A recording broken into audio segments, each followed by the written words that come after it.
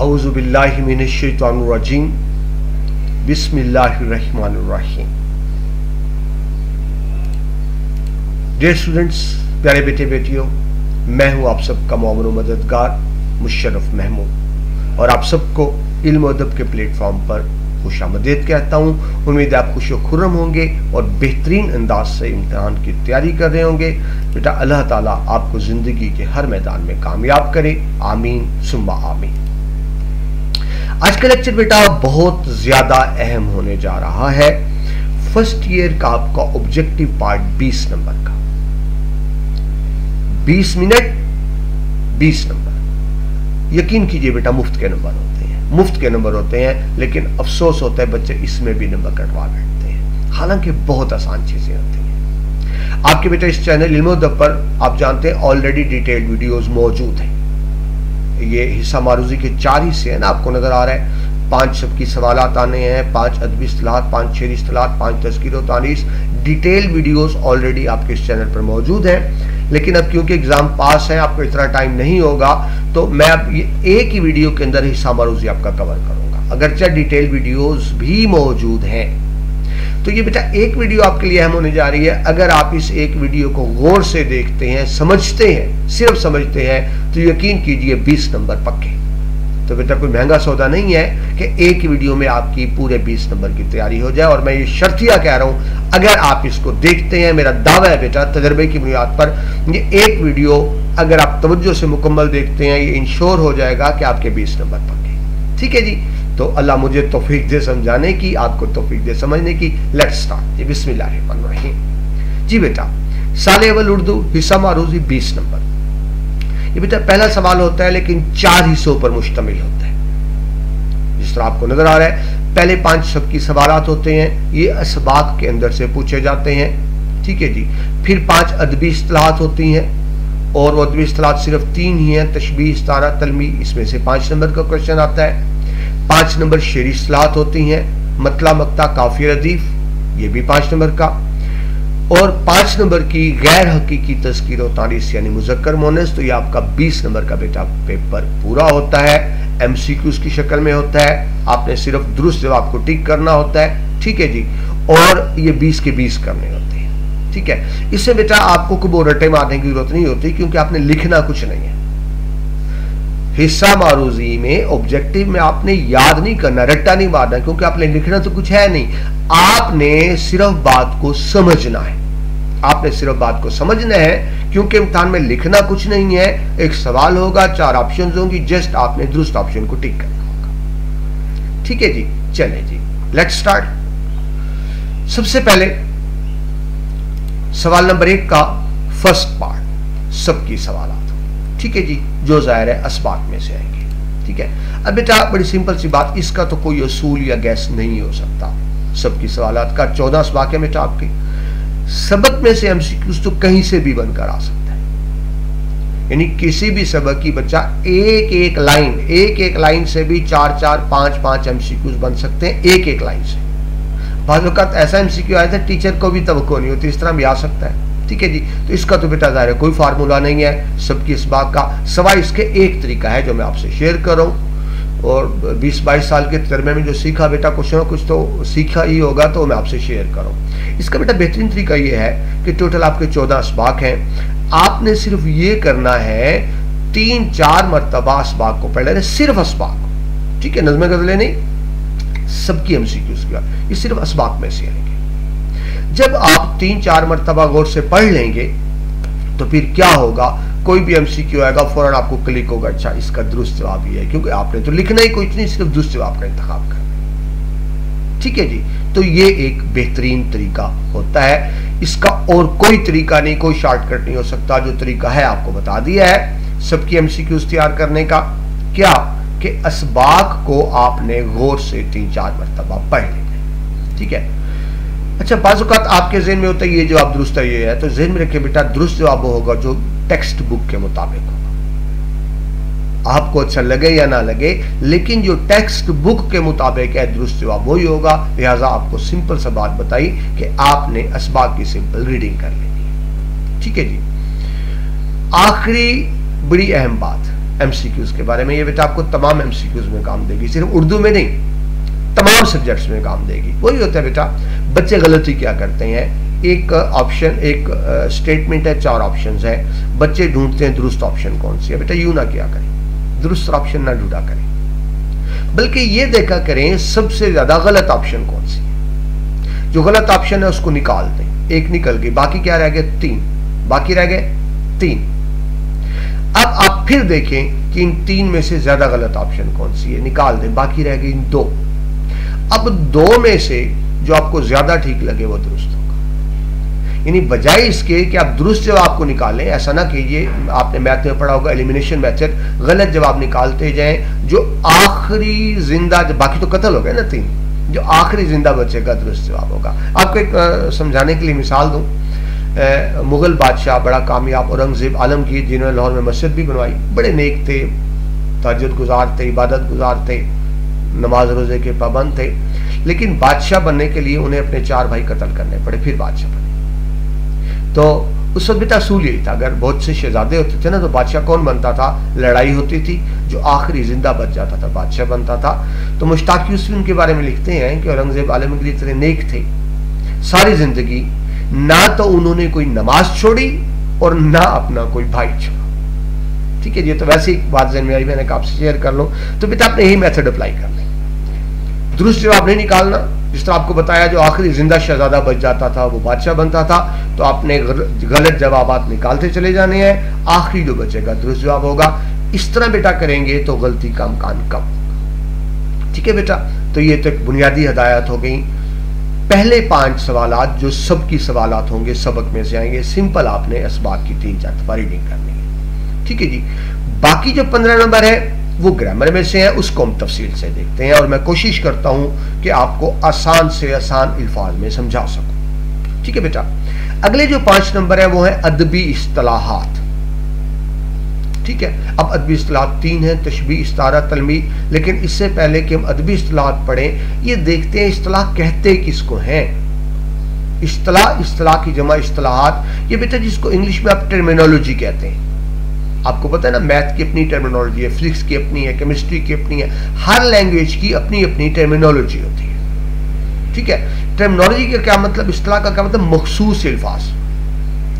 हर जबान में, हर फन में, हर इल्म में, हर सब्जेक्ट में कुछ मखसूस अल्फाज होते हैं जो मखसूस मायनों में इस्तेमाल होते हैं। यानी उस सब्जेक्ट में उसका मायनी कुछ और होता है, आमतौर पर उसका मायनी कुछ और होता है। तो ऐसे अल्फाज जो मखसूस जगहों पर मखसूस मायनों में इस्तेमाल हो उसको कहते हैं इस्तिलाह। वो मैथ के टीचर ना, एक लेट्स सपोज, जो मर्जी है लेट्स सपोज, अब लेट्स सपोज एक मैथ की खास इस्तिलाह हो गई। ठीक है, अब आमतौर पे शायद मतलब जरा डिफरेंट होता है, लेकिन मैथ में लेट्स सपोज का मतलब बड़ा मखसूस होगा। तो ऐसे मखसूस अल्फाज जो खास जगहों पर खास मायने दें उसको उर्दू में इस्तिलाह, इंग्लिश में टर्मिनोलॉजी कहते हैं। आपको एक आसान से मिसाल दूं, एक लफ्ज है पर्चा। आप स्कूल में बैठे हैं, कॉलेज बैठे हैं, एग्जामिनेशन बैठे हैं, तो आप कहेंगे पर्चा हो गया, यानी इसका मतलब क्वेश्चन पेपर हो गया, आपने पेपर अटेम्प्ट कर लिया, लफ्ज तो पर्चा है। आप थाने में खड़े हैं और कहीं पर्चा हो गया, लफ्ज तो पर्चा है। लेकिन जब थाने में और अदालत में आप लफ्ज पर्चा बोलेंगे उसका मतलब होगा FIR। जब कॉलेज यूनिवर्सिटी में आप पर्चा बोलेंगे उसका मतलब होगा क्वेश्चन पेपर। तो लफ्ज तो एक ही है, लेकिन एक जगह उसका मतलब कुछ और था, दूसरी जगह मतलब कुछ और था। तो उम्मीद है आपको समझ आ गई होगी कि ऐसे अल्फाज, इस्तिलाहात से मुराद ऐसे अल्फाज हैं जो आम मायनों से हटकर खास जगहों पर खास मायनों में इस्तेमाल होते हैं, उनको इस्तिलाह कहते हैं। हर जबान की बेटा अपनी इस्तिलाहात होती हैं, हर इल्म की अपनी इस्तिलाहात होती हैं। ऐसे ही उर्दू की भी अपनी इस्तिलाहात हैं। उर्दू में 2 तरह की इस्तिलाहात इस्तेमाल होती हैं। ज़ाहिर नसर है तो नसरी इस्तिलाहात कहेंगे, और उनको वैसे अदबी इस्तिलाहात भी कहते हैं। नसरी इस्तिलाहात भी कहते हैं, अदबी इस्तिलाहात भी कहते हैं। ज़्यादा मुनासिब लफ्ज़ वैसे अदबी इस्तिलाहात है। और जो अशार में होंगी वो शेरी इस्तिलाहात होंगी। अदबी इस्तिलाहात 3 अभी आपको बताएं, तशबीह, इस्तारा, तलमीह। शेरी इस्तिलाहात सिर्फ 4 है, मतला, मक्ता, काफिया, रतीब। ठीक है जी, तो उम्मीद है आपको समझ आ गई होगी। अब हम सबसे पहले शुरू करते हैं नसरी इस्तिलाहात। ठीक है जी, यानी वो इस्तिलाहात जो नसर में इस्तेमाल होती हैं, इन्हीं को बेटा अदबी इस्तिलाहात भी कहते हैं। पहली बात बेटा ज़हन में रखें, क्योंकि ये MCQs में आना है, आपसे पूछ रही है, एमसीक्यूज में आना है। तमाम अदबी इस्तिलाहात, तमाम शेरी इस्तिलाहात सारी की सारी अरबी ज़बान में, बात खत्म। वो अदबी इस्तिलाह हो, तशबीह, इस्तारा, तलमी या शेरी इस्तिलाह, मतला, मक्ता, काफिया, रदीफ, आपको पता हो तमाम इस्तिलाहात अरबी ज़बान में। ठीक है जी। ये चलें अभी, अब क्योंकि इतना टाइम नहीं है बहुत डिटेल में जाए, तो लेट्स सपोज बेटा पहली इस्तिलाह है तशबीह। तशबीह क्या है जी? ठीक है, हम सबसे पहले बेटा पढ़ रहे हैं अदबी इस्तिलाहात या नसरी इस्तिलाहात। 3 हैं, तशबीह, इस्तारा, तलमी। तो सबसे पहले हम देखेंगे तशबीह को। अच्छा जी, इस्तिलाहात के 2 मायने होते हैं, यानी कोई भी इस्तिलाह पढ़ें, एक उसका होता है लुग़वी मायनी, एक होता है इस्तिलाही मायनी। लुग़वी मायनी का क्या मतलब? जो लुगत में है, डिक्शनरी में है। बाज़ औक़ात एक किताब का बेटा डिक्शनरी में मतलब कुछ और होता है, लेकिन प्रैक्टिकली हम उसका मतलब कुछ और ले रहे होते हैं। तो जो डिक्शनरी में मतलब होगा उसको कहेंगे लुग़वी मायनी, और जो प्रैक्टिकली हम उसका मतलब लेंगे उसको कहेंगे इस्तिलाही मायनी। तो हर इस्तिलाह जो आप पढ़ेंगे आपको उसका लुग़वी मायनी भी आना चाहिए, इस्तिलाही मायनी भी आना चाहिए। ठीक है जी। तो तशबीह के लुग़वी मायनी है मुशाबे करार देना या मानद करार देना, जिसको इंग्लिश में कहते हैं ना जस्ट लाइक दैट, एक को दूसरे जैसा करार देना। दिस इज लाइक दैट, एक दूसरे जैसा, जिसको रिजेंबलिंग कहते हैं इंग्लिश में। मुशाबे करार देना यानी एक कोई दूसरे की तरह हो, तो एक दूसरे के मुशाबा हो तो हम उसको तशबीह कहेंगे। लुग़वी मायनी मुशाबे करार देना। इस्तिलाही मायनी यानी प्रैक्टिकली क्या होता है? किसी खूबी या वस्फ के लिए किसी एक चीज को दूसरी चीज की से मिसाल देना। किसी एक चीज को समझाने के लिए, किसी चीज की खूबी या वस्फ बताने के लिए किसी ऐसी दूसरी चीज की मिसाल देना जिसमें वो वस्फ नुमाया हो। ठीक है, यानी दोबारा समझें, मैं एक चीज समझाना चाहता हूं, एक चीज को बयान करने के लिए मिसाल किसी दूसरी चीज की दूंगा, लेकिन याद रखें मिसाल ऐसी चीज की दूंगा जिसमें क्वालिटी ज्यादा हो। मसलन मैं कहता हूं जी अली शेर की तरह बहादुर है, तो मैं दरअसल बताना चाहता हूं कि अली बहुत बहादुर है। और बहादुर कौन होता है? शेर। अली की बहादुरी समझाने के लिए मिसाल दे दी मैंने शेर की। ठीक है जी। तो तशबीह क्या हुई? किसी एक चीज की खूबी या वस्फ बयान करने के लिए किसी ऐसी दूसरी चीज की मिसाल दे देना जिसमें वो वस्फ नुमाया हो।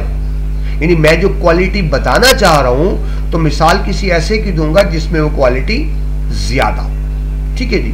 तशबीह में एक और भी अहम बात होती है, उसमें हर्फ तशबीह जरूर होता है। जब मैं कहता हूं अली शेर की तरह बहादुर है, तो की तरह क्या हो गया? हर्फ तशबीह। ठीक है जी। मैं कहता हूं जी वो चांद की मानद खूबसूरत है, तो चांद क्या हो गया? हर्फ तशबीह। तो दोबारा समझिए तशबीह क्या हो गई? किसी एक चीज की खूबी या वस्फ बयान करने के लिए किसी ऐसी दूसरी चीज की मिसाल दे देना जिसमें वो वस्फ यानी अच्छाई या बुराई ज्यादा हो, हर्फ तशबीह भी मौजूद हो, उसको बेटा कहेंगे तशबीह। इतनी सी बात है। 2 मिसालें देख लें। जिस तरह मिसाल दी अली शेर की तरह बहादुर है, मैंने अली को तशबीह दे दी शेर से। वो चांद की मानद खूबसूरत है, यानी उसकी खूबसूरती समझाने के लिए तशबीह दे दी चांद से। ठीक है। नीचे एक शेर देखें। वैसे तो अदबी इस्तिलाहात अदब में आते हैं, लेकिन समझाने के लिए, जहां में अहले ईमान सूरत खुर्शीद जीते हैं, खुर्शीद सूरज की तरह जो सबको रोशनी हराने देता है, जहां में अहले ईमान सूरत खुर्शीद जीते हैं, इधर डूबे उधर निकले, उधर डूबे इधर निकले। तो अब अहले ईमान को तशबीह दी गई खुर्शीद से। ठीक है। तो आई थिंक आपको समझ आ गया होगा तशबीह क्या है। अच्छा जी, अब तशबीह के अरकान भी हैं। अरकान तशबीह हैं जो 5 हैं। अरकान बेटा क्या होते हैं? देखिए इंग्लिश में आपको जुमला पढ़ते हैं ना, तो उसके पार्ट्स ऑफ द स्पीच होते हैं। जुमला तो एक ही है ना, लेकिन हम क्या कहते हैं? जनाब ये सब्जेक्ट है, ये वर्ब है, ये ऑब्जेक्ट है, ये आर्टिकल है, ये नाउन है। लफ्ज होते हैं ना, यानी हमने हर लफ्ज का नाम रख दिया होता है। तो ऐसे बेटा जो तशबीह का जुमला होगा उसमें भी हर लफ्ज का हमने नाम रख दिया, यानी तशबीह के अरकान बना दिए। तशबीह के अरकान बना दिए। और तशबीह के कितने अरकान हैं? 5। तशबीह आपको समझ आ गई? तशबीह के अरकान कितने हैं? 5। पहला होता है जी मुशब्बे। मुशब्बे होता है जिसके लिए मिसाल दी जाए। मैंने कहा ना अली शेर की तरह बहादुर है, तो बात हो रही थी अली की, बात अली की हो रही थी। यानी जिसकी बात हो रही हो या जिसके लिए मिसाल दिया जाए उसको कहते हैं मुशब्बे। ठीक है, जिससे मिसाल दी जाए मुशब्बे बे। जिसकी बात हो रही है मुशब्बे, और उसको समझाने के लिए जिस दूसरे की मिसाल दी जा रही है मुशब्बे बे। तीसरी हरफे तशबीह। हरफे तशबीह क्या होता है बेटा? जो मुशब्बा और मुशब्बे बे को मिलाता है, यानी जिसकी बात की जा रही है और जिससे मिसाल दी जा रही है, जो उन दो को मिलाएगा वो क्या हो जाएगा? हरफे तशबीह। चौथी बात है जी वजह शुबा। तशबीह देने की वजह क्या है? मतलब मैं क्यों तशबीह दे रहा हूं? अली शेर की तरह बहादुर है, तो तशबीह मैं इसलिए दे रहा हूं, मैं दरअसल बताना चाहता हूं अली बहादुर है। ये हो गई वजह शुबा। पांचवा रुकन है जी गर्ज तशबीह। ये तशबीह क्यों दी जा रही है? अब बच्चे कंफ्यूज होते हैं कि वजह शुबा भी वही है, गर्ज तशबीह वही है, लेकिन बेटा फर्क है। वजह शुबा जुमले में मौजूद होती है, यानी कि अली शेर की तरह बहादुर है तो बहादुरी मौजूद है ना, ये वजह शुबा आ गई। लेकिन तशबीह देने का असल मकसद क्या है? असल मकसद यह है कि अली बहुत ज्यादा बहादुर है, वो आम लोगों से भी ज्यादा बहादुर है, तो ये हो जाएगा गर्ज तशबीह। ठीक है, वजह शुबा जुमले में मौजूद होता है, गर्ज तशबीह जुमले में मौजूद नहीं होता, हमें खुद फाइंड आउट करना होता है। तो अरकान तशबीह 5 किस तरह बने? मुशब्बे, मुशब्बे बह, हरफ तशबीह, वजह शुबा, गर्ज तशबीह। ठीक है जी, अब जरा इसकी प्रैक्टिस कर लेते हैं ताकि आपको अच्छी तरह बात समझ में आ जाए। ठीक है जी, मैंने अभी बताया अरकान तशबीह 5 है, इसकी मिसाल देखे थे कि आपके सामने लिखा हुआ है अली शेर की तरह बहादुर है, वो मिसाल। तो अली क्या है इसमें? मुशब्बे। अली क्या हो जाएगा जी? मुशब्बे। अली इस जुमले में मुशब्बे है, क्यों? कि बात अली की हो रही है। बात किसकी हो रही है? अली की हो रही है, तो अली क्या है? मुशब्बे। शेर क्या है? मुशब्बे बह, क्योंकि अली की बहादुरी समझाने के लिए शेर की मिसाल दी जा रही है। अली मुशब्बे आपके सामने बेटा लिखा हुआ है। देखिए, इससे ज्यादा मैं आसानी नहीं कर सकता, मैं कोशिश करूं निहायत आसान लफ्ज़ों में बात करूं। शेर मुशब्बे बह, जिससे मिसाल दी जा रही है, की तरह हरफ तशबीह। हरफ तशबीह होना जरूरी है, हरफ तशबीह नहीं होगी तो बेटा तशबीह नहीं होगी। की तरह क्या है इसमें? हरफ तशबीह। हरफ तशबीह क्या होता है? जो मुशब्बे और मुशब्बे बह को मिलाए। अभी आपको बताया अली शेर की तरह बहादुर है, तो बहादुर क्या है इसके अंदर? वजह शुबा। बहादुर क्या है? वजह शुबा, यानी तशबीह देने की वजह। हम तशबीह क्यों दे रहे हैं? तशबीह देने की जो वजह है वो बहादुरी है। ठीक है, अब आखिरी रह गया गर्ज तशबीह। तो मैंने आपको बताया बेटा गर्ज तशबीह जुमले में मौजूद नहीं होता, हमें खुद फाइंड आउट करना होता है। तो इसमें मौजूद नहीं है। जब हम कहते हैं अली शेर की तरह बहादुर है, तो दरअसल हम ये कहना चाह रहे हैं अली बहुत ज्यादा बहादुर है, आम इंसानों से ज्यादा बहादुर है, एक्स्ट्राऑर्डिनरी बहादुर है। तो अब इसमें गर्ज तशबीह क्या है? बहुत ज्यादा बहादुरी, जो जुमले में मौजूद नहीं, आपने खुद फाइंड आउट करना। ठीक है बेटा, तो मेरा ख्याल है मैंने बहुत आसान लफ्ज़ों में आपको बता दिया तशबीह क्या है। अरकान तशबीह, मुशब्बे, मुशब्बे बह, हरफ तशबीह, वजह शुबा और गर्ज तशबीह। ठीक है जी, ये क्या हो गया? ये हमने एक चीज कर ली, तशबीह। हमने बेटा देखा कि अदबी इस्तिलाहात जो हैं 3 है, अदबी इस्तिलाहात 3 है। पहली हमने कर ली तशबीह। अब आगे चलें, दूसरी है इस्तारा। इस्तारा तो अगेन तशबीह की तरह पहले हम देखते हैं इस्तारा का लुग़वी मायने। लुग़वी मायने है बेटा मुस्तार लेना, उधार। इसको बारो कहते हैं इंग्लिश में कि मैं बारो कर लूं, तो उधार लेना, मुस्तार लेना, ये है इस्तारा का लुग़वी मायने डिक्शनरी के मुताबिक। लेकिन इस्तिलाही मायने क्या है? या इस्तिलाह में क्या है? किसी लफ्ज को मजाजी मायनों में इस तरह इस्तेमाल करना कि मुराद हकीकी मायने है। इस्तारा क्या है जी? किसी लफ्ज को मजाजी मायनों में इस तरह इस्तेमाल करना कि मुराद हकीकी मायने। ठीक है जी। अच्छा जी, अब एक और बात आ गई जी, मजाजी और हकीकी क्या होती है, पहले ये समझ लें। देखिए बेटा, मैं एक लफ्ज बोलता हूं, मैं कोई भी लफ्ज बोलता हूं, मैं एक लफ्ज बोलता हूं, उसका फौरन आपके ज़हन में एक मतलब आ जाएगा। जो फौरन आपके ज़हन में मतलब आएगा वो होगा मजाजी मायने। दोबारा सुन ले, मैंने एक लफ्ज बोला, जो फौरन आपके ज़हन में मतलब आया वो है मजाजी मायने, लेकिन आपने जरा गौर किया तो असल मतलब मेरा कुछ और था। दोबारा कह दूं, मैंने एक लफ्ज बोला, जो फौरन मतलब आपके ज़हन में आया वो तो मजाजी मायने, लेकिन आपने गौर किया तो असल मतलब मेरा कुछ और था। तो जो गौर करने के बाद असल मतलब आपको समझ में आया वो था हकीकी मायने। देखिए, मैं बैठा हूं, मेरा एक स्टूडेंट बेटा आता है, मैं कहता हूं जी मेरा शेर आ गया। अब शेर तो कहां से आ गया जी? अब मजाजी मायने क्या है? शेर जंगल का बादशाह, ये तो मजाजी मायने है, मेरा शेर आ गया। हकीकी मायने क्या आ गया? मेरा बेटा आ गया जिसको मैं शेर कह रहा हूं। एक और मिसाल समझे। देखिए, आपको पता है धूप में ना बंदा फिरे रंग काला हो जाता है। अब एक बंदे का रंग काला हो और धूप से आए तो और काला हो जाएगा। अब मैं मिसाल दे रहा हूँ सिर्फ जोक के तौर पर, लतीफे के तौर पे। अब एक काला बंदा आता है और मैं उसे कहता हूँ, भाई भाईजान क्या बात है, आज तो आप बहुत गोरे लग रहे हो। अल्फाज मेरे क्या है?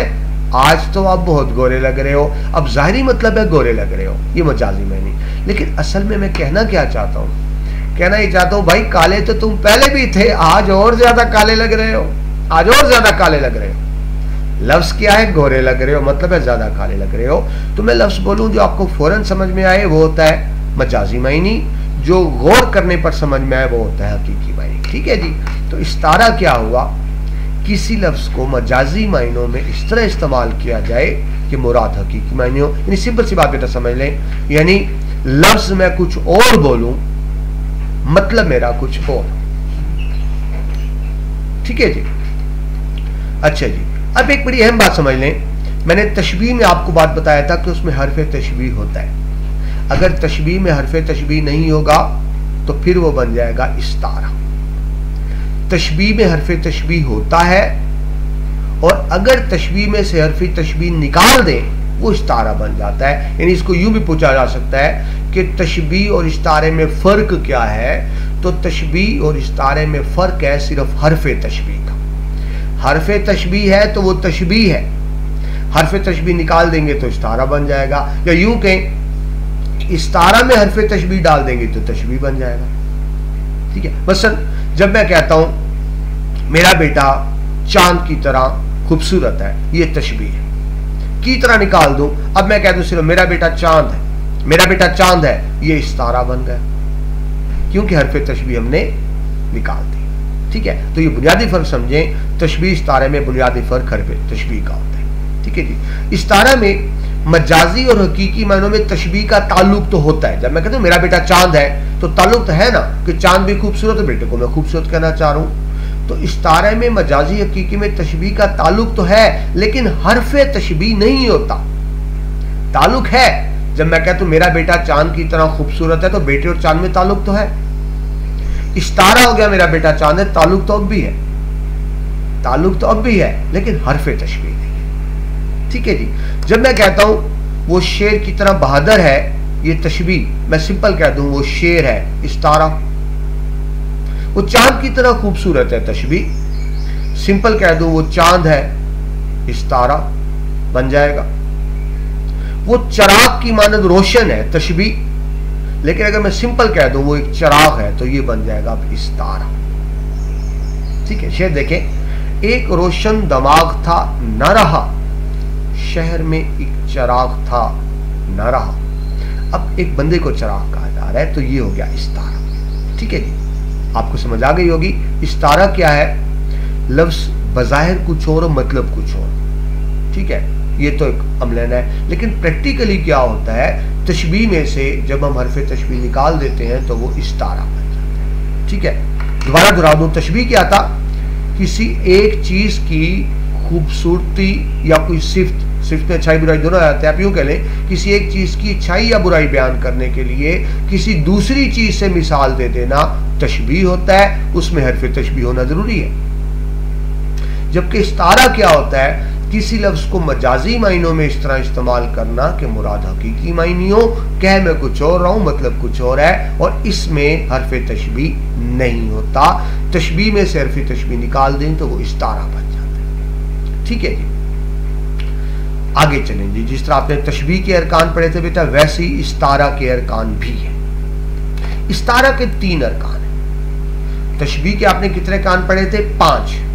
इस्तारा के 5 नहीं 3 अरकान है। मुस्तार लाहू, मुस्तार मिनहू और वजह जामिया। मुस्तार लाहू, मुस्तार मिनहू, वजह जामिया। मुस्तार लाहू क्या होता है बेटा? जिसकी मिसाल दी जाए, यानी जिसकी बात की जा रही है। जिस तरह तशबीह में मुशब्बे क्या था? जिसकी बात की जा रही है, यानी समझ लिया तशबीह में मुशब्बे होता है, लेकिन इस्तारा में उसको कहते हैं मुस्तार लाहू। तशबीह में मुशब्बे, इस्तारा में मुस्तार लाहू। जिसकी बात की जाए, जिसकी मिसाल दी जाए, मुस्तार लाहू, और जिससे मिसाल दी जाए, मुस्तार मिन्हू। जिसकी बात हो रही है मुस्तार लाहू, जिससे मिसाल दी जा रही है मुस्तार मिन्हू, और वो क्वालिटी जो दोनों में सेम है। जिस क्वालिटी की वजह से, जिस सिफ्त की वजह से, जिस खूबी खामी की वजह से मिसाल दी जा रही है, वो जो मुश्तरका सिफ्त है उसको कहेंगे वजह जामिया। ज़हन में रखें बेटा, सिफ्त में अच्छाई बुराई दोनों शामिल है। सिफ्त का मतलब सिर्फ अच्छाई नहीं होता, तो किसी एक की अच्छाई या बुराई की मिसाल देने के लिए जो दूसरे के साथ मिसाल दी जा रही है, तो वो जो क्वालिटी सिफ्त अच्छाई बुराई है उसको कहेंगे वजह जामिया। ठीक है जी। अरकान तशबीह थे 5, अरकान इस्तारा 3, मुस्तार लाहू, मुस्तार मीनू, वजह जामिया। अच्छा बेटा, एक और मैं बात बताना भूल गया, दोबारा सुन लें। मैंने आपको बताया था तशबीह के अरकान 5 है, ठीक है, लेकिन पहले जो रुकन है ना, मुशब्बे और मुशब्बे बै, उनको मिला के तरफैन तशबीह भी कह देते हैं। तशबीह में मुशब्बे और मुशब्बे बै को मिला के तरफैन तशबीह भी कहते हैं, लेकिन वो रुकन नहीं है। वैसे आपको बता रहा हूं तरफैन तशबीह क्या होता है। मुशब्बा और मुशब्बे बै को मिला दिया जाए तो तरफैन तशबीह बन जाता है, लेकिन अरकान में शामिल नहीं है। बिल्कुल वैसे ही मुस्तार लाहू और मुस्तार मिन्हू को मिला दें तो वो तरफैन इस्तारा बन जाएगी। यानी आपसे पूछा जा सकता है तरफैन तशबीह क्या है, तरफैन इस्तारा क्या है, तो मुस्तार लाहू और मुस्तार मिन्हू का मुश्तरका नाम होता है तरफैन इस्तारा, लेकिन वो रुकन नहीं है। अरकान 3 ही है, मुस्तार लाहू, मुस्तार मिन्हू और वजह जामिया। जिसकी बात की जा रही है मुस्तार लाहू, जिससे मिसाल दी जा रही है मुस्तार मिन्हू, मुश्तरका जो सिफ्त है वो है वजह जामिया। ठीक है जी। प्रैक्टिकली बेटा दोबारा देख लेते हैं अरकान इस्तारा का अमली इस्तेमाल। प्रैक्टिकली देखते हैं। हमने बेटा वही मिसाल ली, हमने तशबीह में क्या देखा था? अली शेर की तरह बहादुर है, वो तशबीह थी, उसमें से हरफ तशबीह निकाल दें, बाकी क्या रहेगी? अली शेर है। अब ये बन गया इस्तारा, अली शेर है, इस्तारा बन गया। अली क्या है जी? मुस्तार लाहू। बात किसकी हो रही है? अली की। तो अली क्या है इसके अंदर? मुस्तार लाहू। मिसाल किससे दी जा रही है? शेर से। शेर क्या है? मुस्तार मिन्हू। अली मुस्तार लाहू, शेर मुस्तार मिन्हू। और तीसरी बात बेटा वजह जामिया। वजह जामिया बेटा इसमें मौजूद नहीं होती, आपने खुद फाइंड आउट करनी होती है। ठीक है, तो वजह जामिया क्या है? इसमें शेर जैसी बहादुरी जुमले में तो मौजूद है, जुमले पे सिर्फ अली शेर है। अली हो गया मुस्तार लाहू, शेर हो गया मुस्तार मिन्हू। तो वजह जामिया जुमले के अंदर मौजूद नहीं होती, लेकिन इसमें वजह जामिया क्या है? बहादुरी। यानी अली को शेर क्यों कहा जा रहा है? कि अली के बाल ज्यादा लंबे हैं इसलिए शेर कहा जा रहा है, या अली की 4 टांगे हैं इसलिए? नहीं, अली एक लड़का है, नौजवान लड़का है, लेकिन बहादुर है, बहादुरी की वजह से कहा जा रहा है। ठीक है जी। तो इसलिए हम जब कहेंगे अली शेर है, तो अली को शेर किस वजह से कहा गया? बहादुरी की वजह से। जुमले में बहादुरी का लफ्ज मौजूद नहीं है, लेकिन वजह जामे क्या होगी? शेर जैसी बहादुरी। ठीक है जी। तो मुस्तार लाहू में अली मुस्तार लाहू, शेर मुस्तार मिन्हू, और शेर जैसी बहादुरी क्या बनेगी? मुश्तरका सिर्फ बन जाएगी। ठीक है जी। और अगर हम बात करते हैं, जब हम नाम अली लेते हैं, आम सा नाम है, अगर हम बात करते हैं हजरत अली रज़ियल्लाहु अन्हु की, जो वो तो वैसे ही शेर खुदा थे ना, वो तो शेर खुदा थे जिन्होंने किला खैबर फतह किया, जिनके नाम से दुश्मन थर थर कांपते थे, वो हजरत अली जो आले रसूल में से भी हैं, जो नबी पाक की मुशाबत भी हैं। अल्लाह हम सबको आले रसूल से मोहब्बत की तौफीक अता फरमाए, आमीन। ठीक है जी, तो हम क्या बेटा पढ़ रहे हैं? अदबी इस्तिलाहात। पहली क्या पढ़ ली? तशबीह, दूसरी इस्तारा, तीसरी और आखिरी अदबी इस्तिलाहात है तलमी। तलमी लुग़वी मानी है बेटा इशारा करना, सरसरी किसी को इशारा करना, वो टूवर्ड्स, जो इंग्लिश में कहते हैं इंडिकेट टूवर्ड्स, किसी को इंडिकेट करना, किसी की तरफ इशारा करना, उसको तलमी कहेंगे। ठीक है, तलमी के लुग़वी मानी इशारा करना या सरसरी निगाह डालना, किसी निगाह डालना, किसी की तरफ इशारा करना, ये तो लुग़वी मानी है। इस्तिलाही मानी क्या होंगे? महज चंद अल्फाज के जरिए किसी मशहूर कुरानी आयत, मशहूर कुरानी आयत, देखिए बेटा हर बंदा तो आपसे कुरान नहीं होता ना, यानी ऐसी आयत जिसको हर बंदा जानता हो। मसलन मैं कहता हूँ कुन फायकुन, सबको पता है कि जो अल्लाह चाहता है हो जाता है। तो मशहूर कुरानी आयत जिसको हर बंदा समझता हो, मशहूर हदीस, कोई ज़रबुल मिसल हो सकता है, कोई कौल किस्सा कहानी हो सकती है। ठीक है जी, ये तलमी होती है। ठीक है, लेकिन चंद अल्फाज के लिए शर्त भी देख लें। मैं बेटा देखिए वो लंबी बात कहने वाला भी थक जाता है, सुनने वाला भी थक जाता है। मैं लंबी बात ना करूं, महज चंद लफ्ज बोल, मैं पूरी बात ना करूं, महज चंद लफ्ज बोल के इशारा कर दूं और बाकी सारी बात आप खुद समझ जाएं, इसको कहेंगे तलमी। एक शेर है कि जी बात करने के 100 तरीके हैं, बात करने के 100 तरीके हैं, हमने सीखा है इख्तिसार में। इख्तिसार होता है मुख्तसर बात करना, इख्तिसार मुख्तसर बात करना, उसको इख्तिसार नबी सीखेंगे। तो बात वही है कि बजाय मैं लंबी बात करूं, पूरी बात करूं, मैं इशारतन चंद लफ्ज इस तरह से बोल दूं कि बाकी सारी बात आप खुद ब खुद समझ जाएं। तो जब इशारा किया जाए किसी मशहूर आयत, हदीस, कौल, किस्सा, कहानी की तरफ, उसको तलमी कहते हैं। ठीक है जी, मसलन मिसाल देता हूं आपको। मुझसे किसी बंदे के बारे में राय पूछी जाती है और वो बंदा अच्छा नहीं है, वो मतलब या खुदगर्ज है। अब बेटा मैं अपनी जबान में मैं कहूँ वो झूठा है, वो बदकार है, वो कमीना है, वो मतलबी है, वो खुदगर्ज है, मैं बेटा मैं अपनी जबान क्यों खराब करूं? मैं क्या कहूंगा? भाई ओ मेरे भाई उससे बच के रहो, वो बिरादर यूसुफ है, बिरादर यूसुफ अलैहिस्सलाम के भाई। कुरान का बेटा किस्सा, यूसुफ अलैहिस्सलाम के भाइयों ने क्या सलूक किया था। मैंने सिर्फ एक लफ्ज बोला, भाई उससे बच के रहना, वो बिरादर यूसुफ है। अब दूसरा बंदा खुद ब खुद समझ जाएगा कि मैं कहना चलो चलाक भी है, वो मक्कार भी है, वो धोखाबाज भी है, वो फरेबी भी है, सब कुछ है, लेकिन मैंने तो एक लफ्ज बोल दिया, ओ भाई वो बिरादर यूसुफ है। तो बिरादर यूसुफ क्या है? तलमी। मैंने सिर्फ 2 लफ्ज बोले, बिरादर यूसुफ, लेकिन इन 2 लफ्जों के पीछे एक मशहूर कहानी मौजूद है, मशहूर किस्सा मौजूद है, जिसको अल्लाह ताला कुरान में कहते हैं बेहतरीन किस्सा, असमल तकवीम कहते हैं हजरत यूसुफ अलैहिस्सलाम के किस्से को। ठीक है जी, तो यह बिरादर यूसुफ क्या हो जाएगा? तलमी। और तलमी देखें, हक का साथ देने के लिए आतिश नमरूद से गुजरना पड़ता है। अब आतिश नमरूद भी तलमी। हजरत इब्राहिम को क्या कहा था फिरौन ने कि या तो मुझे खुदा मान लो नाउज़ बिल्लाह, या आग में गिरने के लिए तैयार हो जाओ। तो उन्होंने आग में छलांग लगा दी, ये अलग बात, अल्लाह ने आग ठंडी कर दी। तो आतिश नमरूद एक तलमी है कि इसके पीछे किस्सा है कि जब सच का साथ दोगे तो मुश्किलात आएंगी। ठीक है बेटा, तो आई थिंक आपको समझ आ गई होगी तलमी क्या है। चंद बेटा मशहूर तलमी हाथ भी देख लें, क्योंकि इम्तिहान में इस तरह का सवाल भी आया था, 4 जुमले बने होते हैं और आपसे पूछा जाता है बताइए इनमें कौन सी, इसमें से तलमी किस जुमले में आई है। तो अहम तलमियात देख लें। आब हयात, वो पानी जिसको पीने के बाद कोई नहीं मरता है, तो वैसे झूठा किस्सा, लेकिन तलमी तो है ना।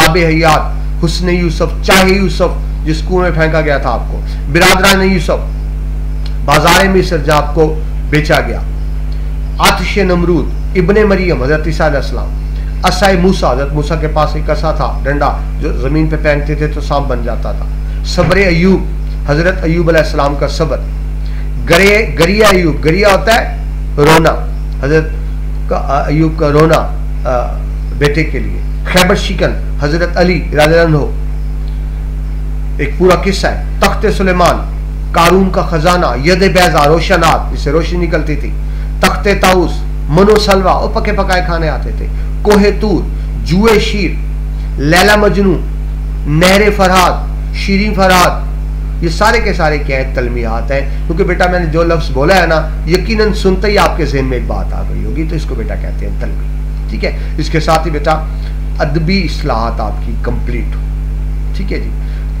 पहले 5 नंबर के हम बेटा कर रहे हैं ऑब्जेक्टिव पोर्शन, पहले 5 सबके सवालात जो आपको तरीका बताया, उसके बाद 5 नंबर की होती है अदबी इस्तिलाह जो अल्हम्दुलिल्लाह कंप्लीट कर ली। अगर आपने मेरी बात गौर से सुनी है तो आपके 5 नंबर की पक्की तैयारी हो चुकी है इंशाअल्लाह अल्हम्दुलिल्लाह। ठीक है जी, अदबी इस्तिलाह 3 देखी, तशबीह इस्तारा तलबी। अब अगला क्वेश्चन है 5 नंबर की शेरी इस्तिलाह, यानी वो इस्तिलाह जो अशार में इस्तेमाल होती है। इस्तिलाह बेटा मैंने आपको तफसील से बताया। इस्तिलाह क्या होती है? एक ऐसे अल्फाज जो ख़ास जगहों पर ख़ास मायनों में इस्तेमाल होते हैं। हर ज़बान इल्म की अपनी इस्तिलाहत होती है बेटा, हमने अभी पढ़ा। और हमने ये भी देखा अदबी इस्तिलाह 3, तशबीह इस्तारा तलमी जो आप पढ़ चुके हैं। शेरी इस्तिलाह 4 हैं, मतलब माक्ता काफिया रदीफ जो हम पढ़ने जा रहे हैं। ठीक है जी, और ये भी आपको बताया कि तमाम इस्तिलाह अरबी ज़बान में। ठीक है जी, तो अदबी इस्तिलाह कंप्लीट हुई। अब आए शेरी इस्तिलाह की तरफ। पहली शेरी इस्तिलाह बेटा काफिया। अगेन वही बात, लुग़वी मायनी और इस्तिलाही मायनी। लुग़वी मायनी क्या है?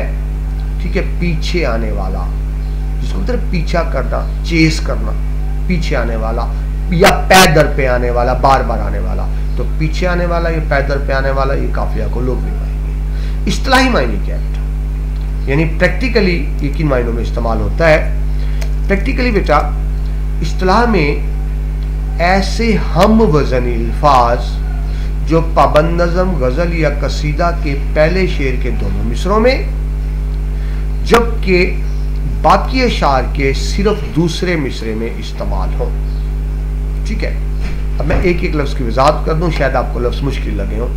पहली बात है जी, ऐसे हम वज़न अल्फाज। हम वज़न अल्फाज बेटा उनको कहते हैं अल्फाज अलग अलग होते हैं, उनका मतलब भी अलग अलग होता है।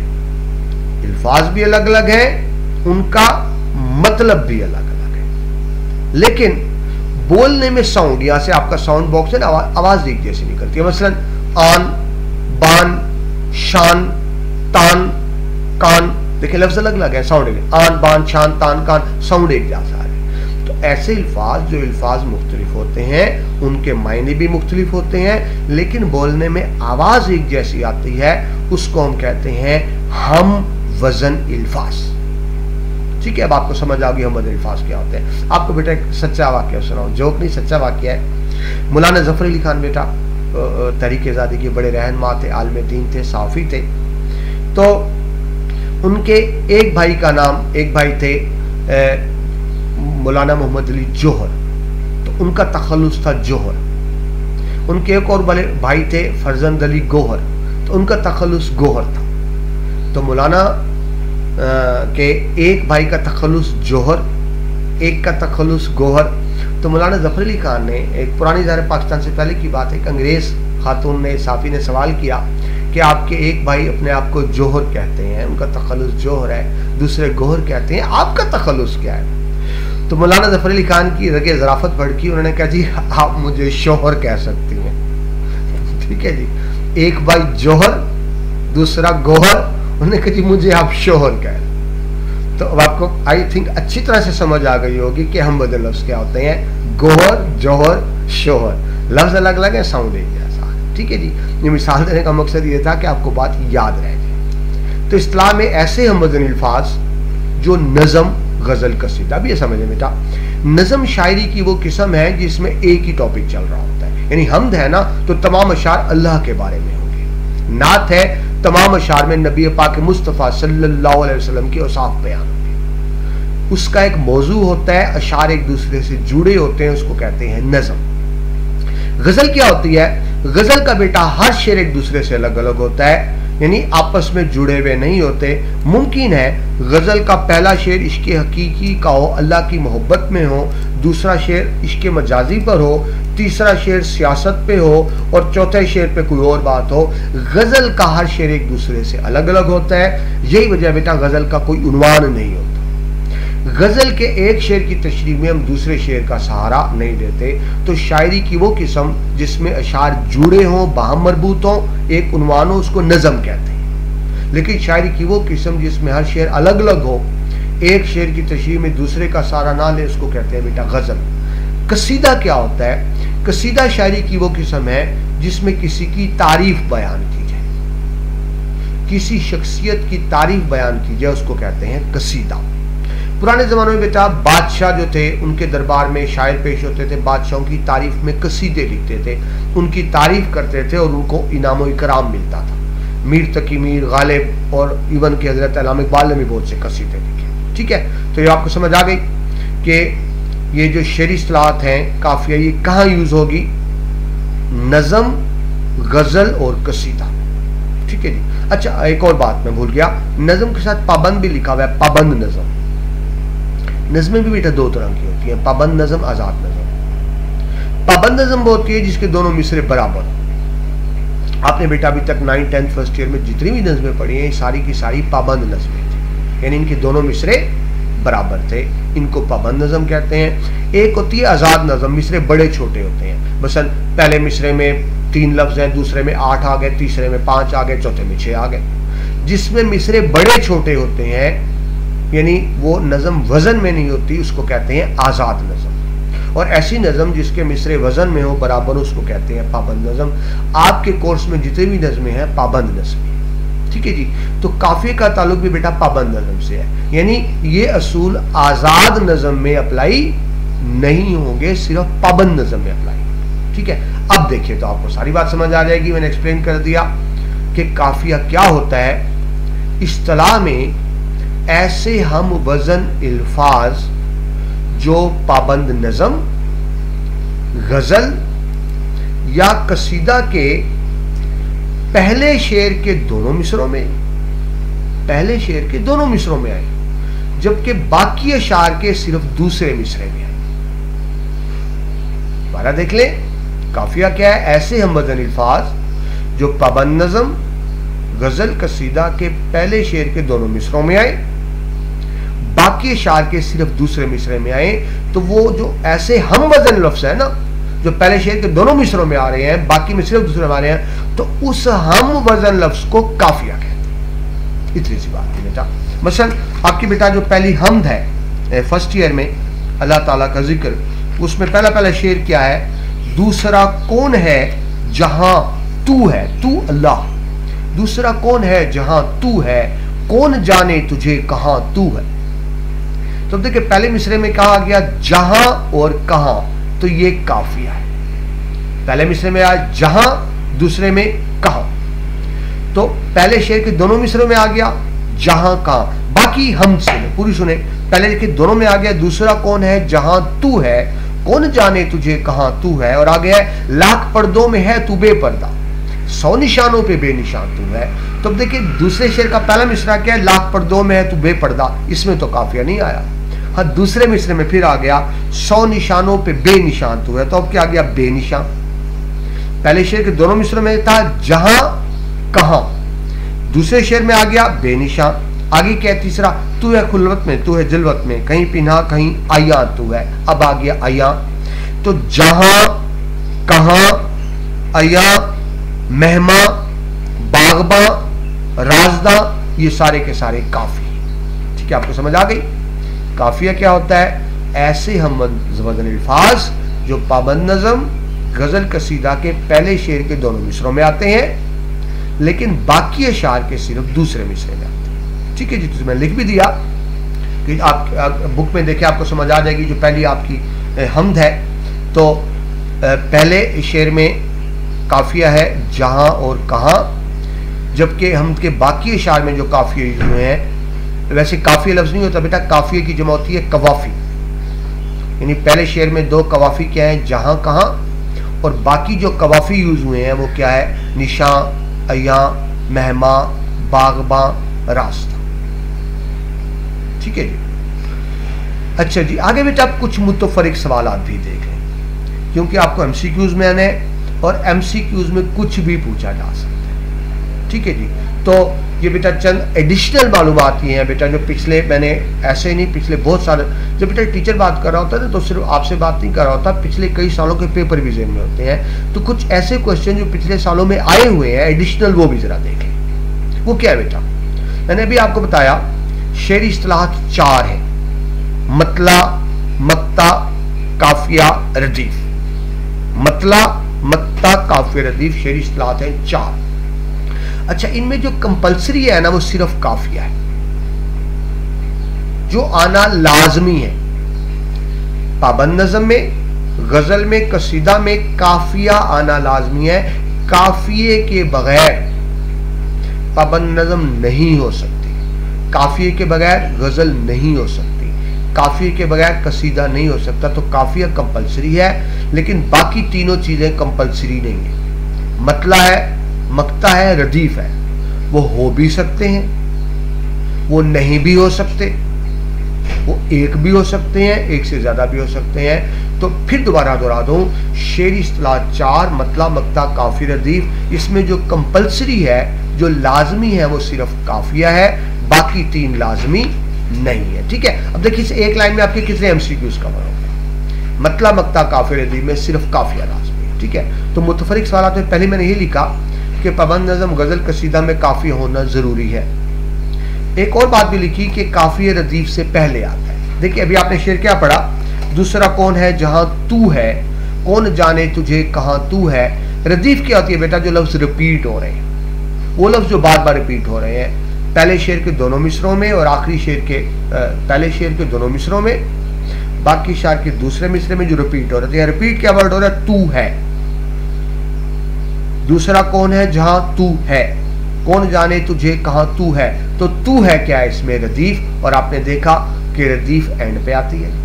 जो लफ्ज रिपीट होते हैं ना, वो एंड पे आते हैं, जिनको रदीफ कहते हैं, उससे पहले काफी आता है। तो देखिए इसमें किस तरह हुआ कि रदीफ आखिर में आती है, काफिया उससे पहले आता है। ठीक है, आप ये भी कह सकते हैं पहले काफिया आता है, बाद में रदीफ आती है, और ये भी कह सकते हैं रदीफ से पहले काफिया आता है, और ये भी कह सकते हैं कि काफिये के बाद रदीफ आती है।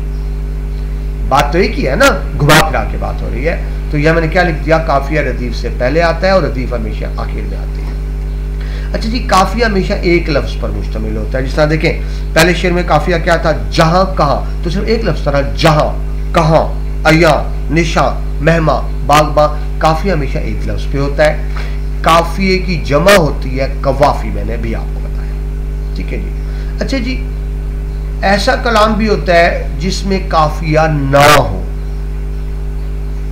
ऐसा कलाम तक काफिया। अब आप सोचेंगे अभी तो सर कहते हैं काफिया लाजमन है, मैंने अभी कहा काफिया लाजमन है, और अब कह रहा हूं जिसमें काफिया ना हो। तो बेटा ज़हन में रख के मैंने कहा था काफिया लाजमन है, लेकिन किस में, पाबंद नज़म, गजल और कसीदा में लाजमन है। पाबंद नज़म, गजल और कसीदा में काफिया लाजमन है, लेकिन पाबंद नज़म, कसीदा और गजल के अलावा का मसलन आजाद नज़म है, तो वो उसमें हो सकता है काफिया ना हो। ठीक है जी। तो ऐसी शायरी जिसके अंदर काफिया ना हो उसको कहते हैं मुअर्रा, मोर्रा या मोरा कलाम, जिसमें काफिया ना हो नहीं।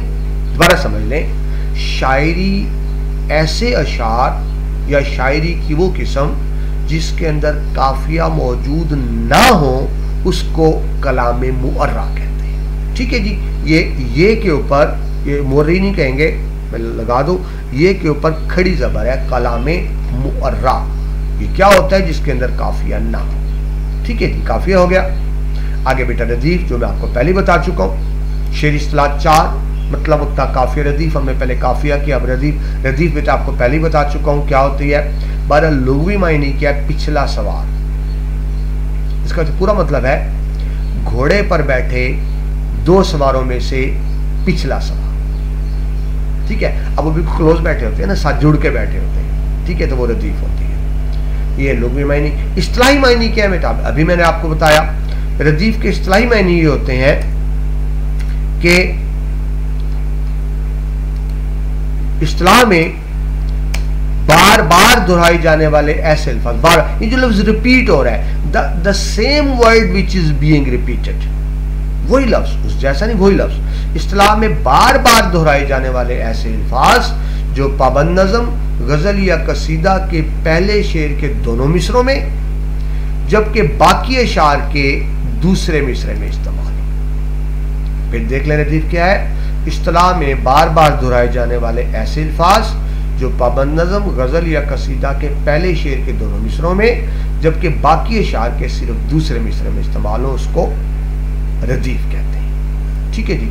मसलन जिस तरह अभी हमने मिसाल देखी, दूसरा कौन है जहां तू है, कौन जाने तुझे कहां तू है, तो इसके अंदर तू है क्या बन जाएगा, रदीफ बन जाएगा।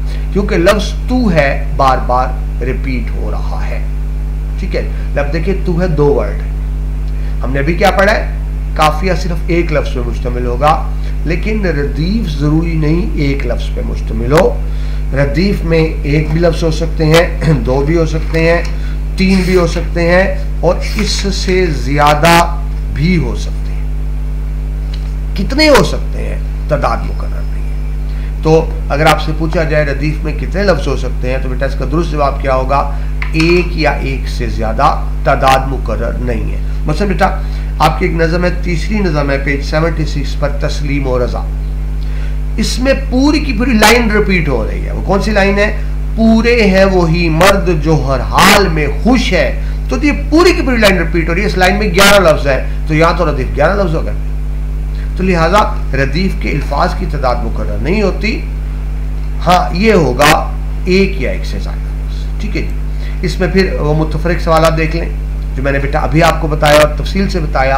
मतला मक्ता काफी रदीफ में रदीफ काफी होना कंपलसरी है, बाकी कंपलसरी नहीं है। तो रदीफ भी कंपलसरी नहीं है, यानी ऐसी पाबंद नज़म गजल कसीदा हो सकता है जिसमें रदीफ ना हो। रदीफ कंपलसरी नहीं है। रदीफ के अल्फाज की तादाद भी मुकर्रर नहीं है, जो आपको बताया। दुरुस्त जवाब होगा रदीफ में कितने अल्फाज हो सकते हैं, एक या एक से ज़ायद। और ये हमने भी देखा कि रदीफ हमेशा शेर के आखिर में आती है, आखिर में आती है, और रदीफ से पहले काफिया आता है, या यूं कह लें काफिये के बाद रदीफ आती है। ठीक है जी। आगे चलें बेटा। ऐसा कलाम जिसमें रदीफ मौजूद हो उसको कहते हैं मुरद्दफ। मुरद्दफ, मुरद्दफ कलाम का क्या मतलब, कि इसके अंदर रदीफ मौजूद है।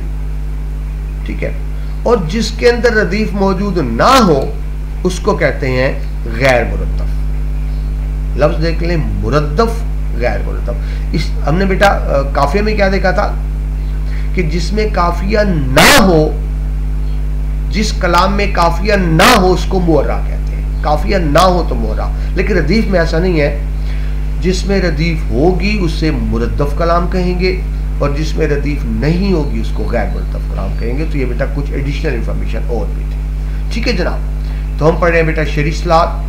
हमने काफिया रदीफ देख लिया। अब ये तो आसान से आप सब जानते हैं बेटा मतला मक्ता। मतला क्या होता है, लुग़वी मायनी तलू होने का मकाम। वो सूरज तलू होता है ना, जहाँ से मशरक से निकलता है, उसको हम कहते हैं मतला। हम अपने लफ्ज़ उर्दू में पढ़ा होगा, मतला अबर अलूद है। ठीक है जी। तो अच्छा, ये MCQ में इस तरह आता है तलू होना और तलू होने का मकान। तो बेटा इसका जवाब तलू होना नहीं है, इसका दुरुस्त जवाब है तलू होने का मकाम। मतला लुग़वी मायनी। इस्तिलाही मायनी क्या है, वही बात, पाबंद नज़म, गजल या कसीदा का वो पहला शेर, वो पहला शेर जिसके दोनों मिसरे हम काफिया और हम रदीफ। वो पहला शेर जिसके दोनों मिसरों में काफिया भी हो, रदीफ भी हो। अच्छा बेटा, काफिया तो कंपलसरी है, लेकिन अगर रदीफ का मतलब समझ लें, ज़ाहिर है अगर बाकी अशार में रदीफ नहीं, फिर तो पहले में भी नहीं होगी ना। अगर बाकी अशार में रदीफ नहीं तो पहले शेर में भी नहीं होगी, लेकिन अगर बाकी अशार में है तो फिर लाजमन पहले में भी होगी। तो ऐसी पाबंद नज़म, गजल या कसीदा जिसके पहले शेर में काफिया भी हो, रदीफ भी हो, उसको कहेंगे मतला। ठीक है। तो मतले की दो शराइत है, दो शराइत है।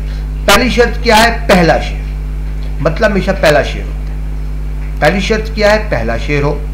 दूसरी शर्त क्या है कि उसके अंदर पहले शेर में काफी और रदीफ भी हो, तो फिर उसको कहेंगे मतला। ठीक है। लेकिन अगर पहला शेर तो हो मगर उसमें काफिया रदीफ ना हो, तो फिर बेटा उसको मतला नहीं कहेंगे, फिर हम उसको कहेंगे सिर्फ पहला शेर। ठीक है जी, फिर सिर्फ पहला शेर कहेंगे। दोबारा समझ लें, मतले की दो शराइत है कि पहला शेर भी हो, दोनों मिसरों में काफी रदीफ भी मौजूद, तो उसको कहते हैं मतला।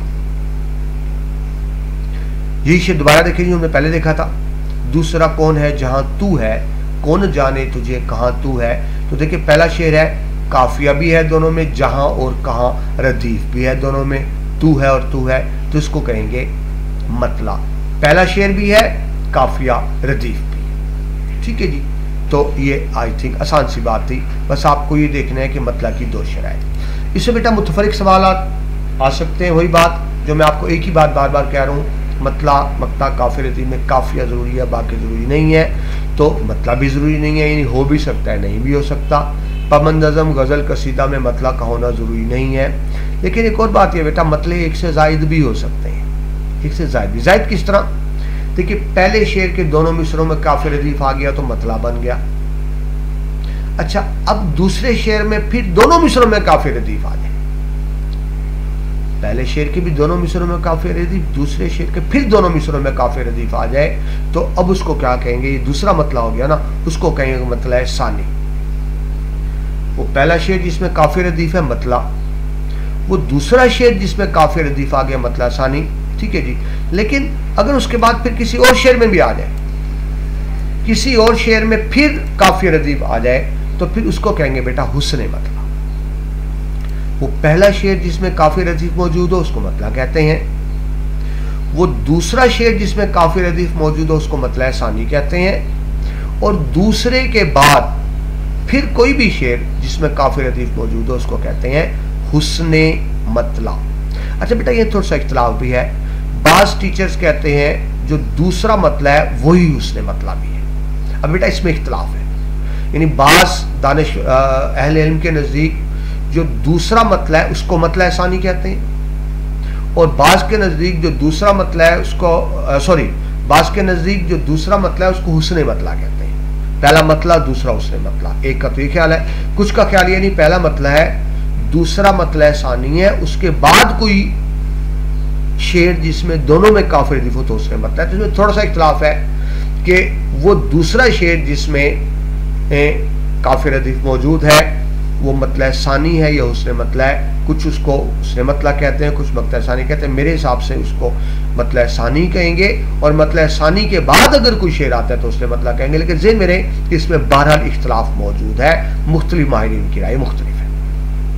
अच्छा जी, एक और बड़ी अहम बात तो हम देख रहे हैं कि उसमें से क्या क्या क्वेश्चन आ सकता है। आपसे ये भी पूछा जा सकता है मतला ग्रामर की रूह से क्या है, मतला ग्रामर की रूह से क्या है। तो बेटा ये ग्रामर की रूह से है इसम ज़र्फ मकान। इसम आप जानते हैं नाउन, किसी शख्स का चीज का नाम, मकान जिससे किसी जगह की निशानदेही हो, यानी ऐसा इसम ऐसी किसी शख्स जगह चीज का नाम जो किसी जगह की निशानदेही करे, यानी लोकेशन बताए।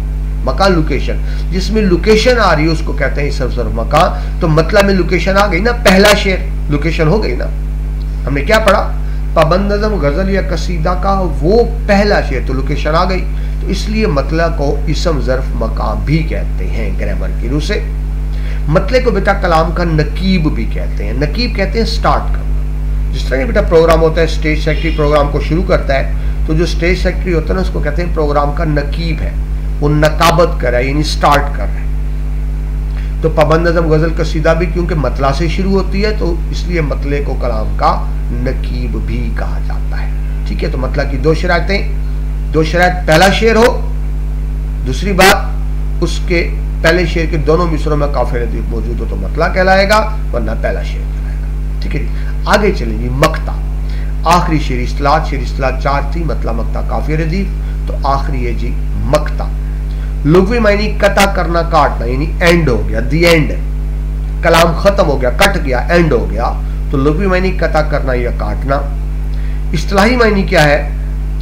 पाबंद नज़म, गजल या कसीदा का वो आखिरी शेर जिसमें शायर अपना शायराना नाम यानी तखल्लुस इस्तेमाल करता है। ठीक है बेटा, आपको पता है शायरों का एक अपना तखल्लुस होता है, शायराना नाम होता है जिसको तखल्लुस कहते हैं। तो अब मक्ते की भी दो शराइत, पहली शर्त यह कि आखिरी शेर हो, और दूसरी शर्त यह कि उसमें शायर का तखल्लुस यानी शायराना नाम भी हो, तो फिर उसको कहेंगे मक्ता। लेकिन अगर आखिरी शेर है मगर शायर का शायराना नाम उसके अंदर नहीं आया तो फिर उसको आखिरी शेर ही कहेंगे, मक्ता नहीं कहेंगे। ठीक है जी, तो वही बात कि अगर आखिरी शेर में शायराना नाम नहीं आया तो फिर वो मक्ता नहीं। जिस तरह बेटा आपने हमने जो पहली हम देखी तो उसमें क्या है, उसमें हमने अभी अभी क्या पढ़ा हमने कि आखिरी शेर क्या था, महर में राज तो बहुत है अमीर, अमीर मैनाई क्या की नज़म, महर में राज तो बहुत है अमीर, जिसको कहते हैं राजदां तू है अल्लाह। तो शायर का नाम आ गया अमीर, ठीक है। वैसे उनका नाम भी अमीर था, तखल्लुस भी अमीर था, ये बेटा ज़हन में रखें। बाज़ों का नाम तखल्लुस एक होता है, जैसे अल्लामा इकबाल, उनका नाम भी इकबाल है, तखल्लुस भी इकबाल है, लेकिन जो गालिब है उनका असल नाम था मिर्ज़ा असदुल्ला खान, तखल्लुस था गालिब। तो बाज़ों का तखल्लुस अलग होता है और बाज़ों का नाम ही तखल्लुस होता है। तो यह अमीर नाम भी है, तखल्लुस भी है। महर में राज तो बहुत है अमीर, जिसको कहते हैं राजदां तू है। तो ये क्या हो गया, ये अब तखल्लुस आ गया आखिरी शेर में। तो अब क्या कहेंगे, ये हम्द का मक्ता है। लेकिन आखिरी शेर और तखल्लुस ना हो तो फिर हम सिर्फ कहेंगे आखिरी शेर है, ठीक है जी। मुतफरिक सवाल आप देखिए कुछ, पाबंद नज़म गज़ल और कसीदा में मक्ता होना ज़रूरी नहीं। वही बात जो मैं बार बार कह रहा हूँ, सिर्फ ज़रूरी तो काफ़ी है ना, मतलब ये हो सकता है कि मक्ता ना ही हो, ठीक है, मक्ता होना ज़रूरी नहीं। और ये भी हो सकता है मक्ते एक से ज़्यादा हो। आखिरी शेर में शायर का नाम आ गया तो मक्ता है, लेकिन आखिरी शेर के अलावा कहीं शायर का नाम आ जाए तो फिर हम उसको कहेंगे मक्ता सानी, लेकिन जहन में आखिरी मक्ता ही होगा, उससे अलावा तो मक्ता सानी कहलाया जाएगा। अच्छा जी, ये भी ग्रामर क्लू से इस्म ज़र्फ मकान है, आपसे पूछा जा सकता है क्यों, लोकेशन आ गई ना, जन्म का लोकेशन आखिरी शेर, तो ग्रामर क्लू से मक्ता क्या है जी, इस्म ज़र्फ मकान, ठीक है जी। अल्हम्दुलिल्लाह आपका मुकम्मल हुआ जी पोर्शन। हमने पहले आपको बताया हिस्सा मौजूद 20 नंबर का होता है, 5 सबकी सवालात, उसकी हमने हदायत देखी, फिर 5 अदबी इस्तिलाहात हमने पढ़ी, 5 नंबर की तशबीह इस्तारा तलमी, फिर 5 नंबर की हमने शेरी इस्तिलाहात पढ़ी, मतला मक्ता काफिया हदीस। 15 नंबर हो गए जी। आखिरी 5 होते हैं तज़कीर और तानीस, यानी सिंपल आप कह लें मुज़क्कर मुअन्नस, तज़कीर और तानीस, ठीक है जी। अब ये भी 5 नंबर मुफ्त के हैं, उसके साथ ही आपका मौजूद कंप्लीट हो जाएगा। छोटी क्लास में बेटा मुज़क्कर मुअन्नस था अब्बा अम्मा, माँ बाप, बहन भाई, बकरा बकरी, ठीक है जी, वो थे हकीकी मुज़क्कर मुअन्नस। लेकिन जो फर्स्ट ईयर में आपके मुज़क्कर मुअन्नस हैं, ये हकीकी नहीं है, ये है गैर हकीकी, मसलन पहाड़ दरिया, ठीक है, गैर, इनको कहेंगे गैर हकीकी। तज़कीर यानी मुज़क्कर से मुज़क्कर मुअन्नस कह लें या तज़कीर और तानीस कह लें, एक ही बात है। लेकिन छोटी क्लासों में हकीकी थी, गैर हकीकी थी, इसमें बेटा आपने रटा नहीं मारना, सिंपल मुज़क्कर मुअन्नस आएगा, यानी कुछ जुमले दिए जाएंगे, मुज़क्कर मुअन्नस की गलतियां होंगी, आपने देखनी होगी। अब ये नेचुरल सवाल में आता है, मुज़क्कर मुअन्नस तो हजारों नहीं लाखों होंगे, तो कितने की याद कर लेंगे बताएं, देखिए ना, मुज़क्कर कितने ज्यादा होंगे। अब मसला ये आपकी प्रिस्क्राइब्ड बुक तो कोई है नहीं बोर्ड की, ठीक है ना, जो उर्दू की आपकी टेक्स्ट बुक है वो तो पंजाब टेक्स्ट बुक बोर्ड की है, लेकिन बेटा आप जानते हैं ग्रामर की बोर्ड की कोई बुक नहीं, मुख्तलिफ प्राइवेट बुक्स हैं, हर एक ने अपने अपने रखी हुई है, ठीक है। तो अब आएगा कहां से,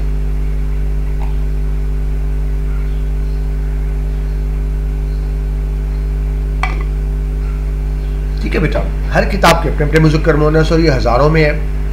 लेकिन फिर आपने करना क्या है, वो क्या कहते थे इमरान खान साहब, घबराना नहीं है। तो बेटा आपने भी घबराना नहीं है, और एक इंडियन फिल्म का डायरेक्टर मैं हूं ना, मैं बेटा आपकी मदद के लिए हूं, मैं इंशाल्लाह इस मुश्किल सवाल को भी आपके लिए आसान बना दूंगा। होते बेटा हजारों लाखों हैं, लेकिन मेरे टीचर का एक्सपीरियंस ये होता है, वो मुज़क्कर मुअन्नस जो बार बार इम्तिहान में आ रहे हैं, बार बार आ रहे हैं, उनकी मैंने एक लिस्ट बनाई है बड़ी मेहनत से, एक बार उनकी लिस्ट जो बार बार आ रहे हैं। और दूसरी बात बेटा, आपको कुछ ऐसे असूल बताऊंगा, उन असूलों की मदद से, यानी आपको एक असूल बताऊंगा तो उस एक असूल से आपके एक असूल के अंदर 50-50, 100-100 मुज़क्कर मुअन्नस कवर हो जाएंगे, एक असूल में। है मजे की बात के नहीं, बजाय आप रट्टा मारें, आपको ऐसे असूल बताऊंगा कि एक असूल में 10, 20, 30, 50, 100 MCQs कवर हो जाएंगे। कुछ आपको एक ऐसे असूल भी बता दूंगा चंद एक, और कुछ वो मुज़क्कर मुअन्नस भी बता दूंगा जो इम्तिहान में बार बार आ रहे हैं। और बेटा मैं दावा करूं अल्हम्दुलिल्लाह, मैं जो आपसे लिस्ट शेयर करूं मुज़क्कर मुअन्नस की, अगर आप ये तैयार कर लेते हैं और ज़रा रट्टा नहीं मारना, सिर्फ 2-3 दफा पढ़ना समझना है, तो मुज़क्कर मुअन्नस में आपके नंबर पूरे आ जाएंगे, ठीक है जी। तो जस्ट ये लिस्ट है बेटा, इसमें समझाने वाली कोई बात नहीं, आपके सामने लिखा आ रहा है मुज़क्कर इस्मा, इसम की जमा इस्मा यानी नाम, मैंने एक तरफ मुज़क्कर लिख दिए, एक तरफ मुअन्नस लिख दिए, और उनका आपस में ताल्लुक बना दिया ताकि आपको याद रखना आसान हो जाए, ठीक है जी। मुज़क्कर मुअन्नस लिख के उनका ताल्लुक बना दिया ताकि आपको याद रखना आसान हो जाए। अब देखिए, सबसे पहले मैंने एक उसूल बनाया, अल्लाह बेटा, अल्लाह खालिक, जिसने कायनात बनाई, हमारा, मेरा, आपका, हम सबका रब अल्लाह। अल्लाह का अपना जाती नाम तो अल्लाह है, और आप जानते हैं बेटा अल्लाह ताला के 99 सिफाती नाम भी है, तो कुल 100 हो गए ना, एक अल्लाह 99 सिफाती नाम 100 बन गए, 100 नाम तो ये हो गए। ऐसे बेटा अल्लाह की मखलूक फरिश्ते बहुत सारे हैं, ठीक है जी, जिनका 4 ज्यादा मशहूर है, वैसे तो बहुत से हैं। तो ये अब आप असूल समझें, अल्लाह के तमाम नाम असल भी और सिफाते भी, फरिश्तों के तमाम नाम मुज़क्कर। देखिए इसमें कितने एमसीक्यूज आपके कवर हो गए। बस आपने एक उसूल दिल में रखना है, अल्लाह के तमाम नाम हमेशा मुज़क्कर होंगे, फरिश्ते तमाम के तमाम मुज़क्कर होंगे, ठीक है। अल्लाह तो खैर वैसे बेटा नाउज़ुबिल्ला ये कहना भी गुनाह है अल्लाह मुज़क्कर, आपको ये बता दो। अल्लाह बेटा इस चीज से पाक है, अल्लाह मुज़क्कर मोनस की तकसीम से पाक है, लेकिन जरा ग्रामर में जुमले में तो आपने बनाना होगा ना मुज़क्कर या मोनस, तो आपको ग्रामर की हद तक बता रहा हूं कि अल्लाह मुज़क्कर है, लेकिन वैसे ज़हन में रखें अल्लाह मुज़क्कर मोनस की तकसीम से पाक है। फरिश्ते इस तरह जिब्राइल, अब हम कहेंगे जिब्राइल वही लेकर आया, ये नहीं कहेंगे आई, क्योंकि मुज़क्कर है। तो अल्लाह और उसके तमाम नाम मुज़क्कर, तमाम फरिश्तों का नाम मुज़क्कर। कितने एमसीक्यूज़ कवर हो गए? अच्छा जी, अल्लाह मुज़क्कर, अल्लाह की इबादत सबसे पहले फ़र्ज नमाज। जब अल्लाह का जिक्र करते हैं और अल्लाह की इबादत ज़हन में आती है, सबसे पहले आती है नमाज ज़हन में आती है, नमाज मोनस। अल्लाह मुज़क्कर, अल्लाह की फ़र्ज की हुई नमाज मोनस। अब बेटा देखिए एक लफ्ज़ है नमाज, इसमें सारी नमाजें आ गई, फजर भी, जोहर भी, असर भी, मगरब भी, इशा भी, ईदैन भी, जुमा भी, जनाजा भी, नमाज जनाजा भी, सारी मोनस। तो देखिए मैंने एक कहा नमाज मोनस, तो इसके अंदर कितने एमसीक्यूज़ कवर हो गए इसी एक लाइन में कि अल्लाह और फरिश्तों के नाम मुज़क्कर, तमाम नमाज मोनस। जरा सोचें कितने एमसीक्यूज़ कवर हो गए। तो ये बेटा इंशाल्लाह मैं आपके लिए आसानी करूँगा। आगे चलें जी, अल्लाह जब ज़हन में आता है तो अल्लाह की कायनात, अल्लाह के सितारे सियारे, अल्लाह ने बेटा जितने भी सितारे बनाए, सियारे बनाए, सारे के सारे मुज़क्कर हैं। Are the star and planets, सारे के सारे मुज़क्कर हैं, लेकिन ज़मीन मुअन्नस है। तमाम सितारे मुज़क्कर, ज़मीन मुअन्नस। देखिए अतारत सूरज के गिर्द घूमता है, मरीख सूरज के गिर्द घूमता है, लेकिन ज़मीन सूरज के गिर्द घूमती है। अतारत घूमता है, ज़मीन घूमती है। तो देखिए इसके अंदर आपके कितने एमसीक्यूज़ कवर हो गए। तमाम सितारे मुज़क्कर, तमाम सियारे मुज़क्कर, ज़मीन मुअन्नस। आगे चले बेटा, अल्लाह ताला का हुक्म, कुरान पाक मुज़क्कर, कुरान पाक मुज़क्कर, लेकिन कुरान पाक के अलावा अल्लाह ताला ने जितनी इल्हामी किताबें उतारी हैं सारी मुअन्नस। कुरान मुज़क्कर। मैंने कुरान पढ़ा, मैंने इंजील पढ़ी, मैंने तौरात पढ़ी, मैंने ज़बूर पढ़ी। कुरान मुज़क्कर, कुरान के अलावा तमाम आसमानी किताबें मुअन्नस। कितने एमसीक्यूज़ कवर हो गए इसके अंदर। आगे चले, तमाम बेटा बर्र आज़म, आपको पता है दुनिया में 7 बर्र आज़म है और मुल्क 200 से ज़्यादा है, 200 कंट्री, और शहर तो हज़ारों में होंगे। बड़ी आसान सी, कितना आसान सी बात, ग्रामर की रूह से तमाम बर्र आज़म मुज़क्कर, तमाम मुल्क मुज़क्कर, तमाम शहर मुज़क्कर, बात खत्म। अब इस एक के अंदर कितने एमसीक्यूज़ कवर हो गए, बस आप असूल समझ लें। तमाम बर्र आज़म मुज़क्कर, तमाम मुल्क मुज़क्कर, तमाम शहर मुज़क्कर। वैसे इंडिया के शहर दिल्ली के बारे में कहा जाता है मुअन्नस है, लेकिन ये हार्ड एंड फास्ट रूल नहीं है। आम असूल यही है, बर्र आज़म जो भी होगा मुज़क्कर, मुल्क सारे मुज़क्कर, शहर मुज़क्कर। लेकिन आपको पता है मुल्क में मुख्तलिफ ज़बानें बोली जाती हैं, ज़बानें मुअन्नस। तमाम बर्र आज़म, मुल्क, शहर मुज़क्कर, वहां बोली जाने वाली ज़बानें मुअन्नस।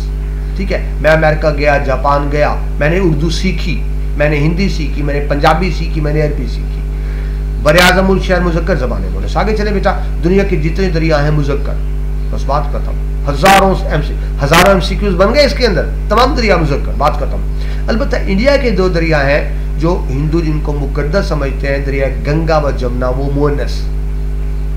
तमाम दरिया मुज़क्कर, दरिया गंगा, जमुना मुअन्नस। इसकी बड़ी इंटरेस्टिंग कहानी है। हिंदू बेटा उनके फलसफे के मुताबिक वो कहते हैं जो मुज़क्कर है ना वो नेक नहीं हो सकता, जो पवित्र है, नेक है, वो सिर्फ मुअन्नस हो सकती है। यानी वो देवतियाँ, जो उनके देवता हैं वो शरारतें करते हैं उनके हिंदुओं के मुताबिक, लेकिन जो देवताएं हैं यानी जो फीमेल है, मोनस है, वो कहते हैं मोनस पाक है, तो इसलिए वो गंगा को मोनस कहते हैं। देखिए दरिया रावी बहता है, सतलुज बहता है, गंगा बहता है, लेकिन सतलुज बहता है, लेकिन दरियाए गंगा बहती है, दरियाए जमुना बहती है। गंगा जमुना बहती है, बाकी सारे दरिया बहते हैं। तमाम दरिया मुजक्कर, दरिया गंगा और दरिया जमुना मुअन्नस। ठीक है, ये गंगा भी दरिया है, जमुना भी दरिया है। आगे चले बेटा, तमाम धातें मुजक्कर, सीधी सी बात है। धात होता है मेटल। धात क्या होता है? जो नेचुरल फॉर्म में होता है, यानी जिसको इंसान खुद नहीं बनाता, लोहा, तांबा, कोयला, पीतल जो जमीन में से निकलते हैं। तो जो तमाम चीजें धातें होती हैं जिसको वो सारी की सारी मुजक्कर। लेकिन 3 धातें ऐसी हैं जिनको मुअन्नस समझते हैं, चांदी, कलई, कांसी। चांदी तो जानते हैं, सिल्वर। कली क्या होता है? आपने शायद देखा हो पुराने बर्तनों में ना, वो नीचे बर्तनों को जो पॉलिश करते हैं उसको कली कहते हैं। कांसी, कॉपर। तो तमाम धातें मुजक्कर हैं। चांदी, कलई और कांसी मुअन्नस है। अब देखिए इस एक लाइन में कितने एमसीक्यूज आ रहे। देखिए, मैंने सोना खरीदा, मैंने पीतल खरीदा, लेकिन मैंने चांदी खरीदी, मैंने बर्तन पर कली की, मैंने कांसी खरीदी। चांदी, कली, कांसी मुअन्नस, लेकिन इसके अलावा तमाम धातें मुजक्कर। आगे चले बेटा, साल के तमाम महीने 12 के 12 महीने मुजक्कर, महीने के 7 दिनों में से 6 मुजक्कर, सिर्फ जुमेरात मुअन्नस। महीने के तमाम दिन मुजक्कर, हफ्ते के तमाम दिन मुजक्कर, जुमेरात मुअन्नस। तो 20-30 एमसीक्यूज बन गए सिर्फ एक लफ्ज में। जनवरी आया, फरवरी आया, दिसंबर आया, महीने, मंगल आया, ठीक है, जुमा आया, लेकिन जुमेरात आई। तमाम दिन मुजक्कर है, जुमेरात मुअन्नस है। आगे चले बेटा, साल, सन, महीना मुजक्कर। ठीक है जी, सन 2015, 2022, इस वक्त साल 2023 जा रहा है, मुजक्कर। महीना मुजक्कर, लेकिन सुबह, दोपहर, शाम मुअन्नस। 2015 आया, नया साल आया, जून का महीना शुरू हो चुका, लेकिन सुबह हुई, दोपहर हुई, शाम हुई। सन, साल, महीना मुजक्कर, सुबह, दोपहर, शाम मुअन्नस।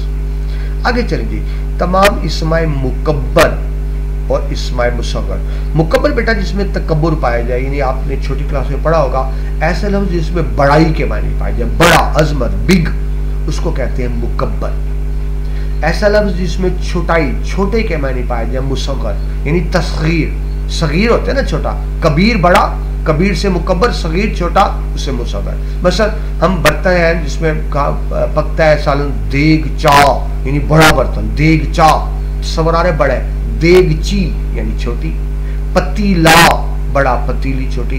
तो पतीला क्या होगा इसमें? मुकब्बर, उसमें बड़ा पाया जा रहा है, बड़ापन पाया जा रहा है। पतीली छोटा पाया जा रहा है, मुसग्गर। चमचा या चम्मच, इसमें मुकब्बर। चमची छोटी, इसमें मुसग्गर। तो जितने भी इस्माए मुकब्बर है वो हमेशा मुजक्कर इस्तेमाल होते हैं। तमाम इस्माए मुसग्गर मुअन्नस। मसलन मैंने चम्मच खरीदा, मैंने चमची खरीदी, मैंने पतीला खरीदा, पतीली खरीदी। ठीक है जी, आगे चलें। लुगत बेटा जिसको डिक्शनरी कहते हैं, ठीक है जी। और दीवान, दीवान क्या होता है बेटा? शायर का कलाम, यानी वो किताब जिसमें शायर का सारा कलाम इकट्ठा, उसको दीवान कहते हैं। तो लुगत और दीवान मुजक्कर है, ठीक है। लेकिन वैसे आम असूल क्या है? किताबें मुअन्नस होती है, यानी आम असूल ये समझे। जनरल असूल ये है कि तमाम किताबें मुअन्नस होती हैं।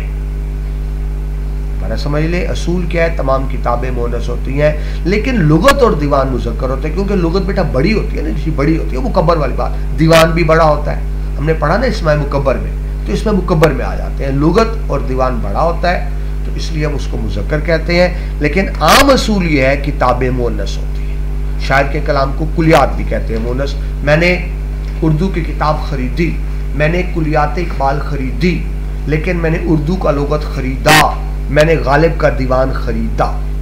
असूल क्या है? तमाम किताबें मुअन्नस है, लेकिन लुगत दीवान मुजक्कर है। ऐसे बेटे इस असूल के तहत मैंने अभी आपको क्या कहा? तमाम किताबें मुअन्नस हैं, लेकिन हफीज जलंधरी जिन्होंने पाकिस्तान का कौमी तराना लिखा, उनकी किताबें शाहनामा इस्लाम, उसको मुजक्कर कहा जाता है। उसकी वजह ये शाह बादशाह होता है ना, तो बादशाह तो मुअन्नस नहीं हो सकता, तो शाहनामा इस्लाम मुजक्कर होगा। शाहनामा इस्लाम मुजक्कर होगा, लुगत मुजक्कर होगा, दीवान मुजक्कर होगा।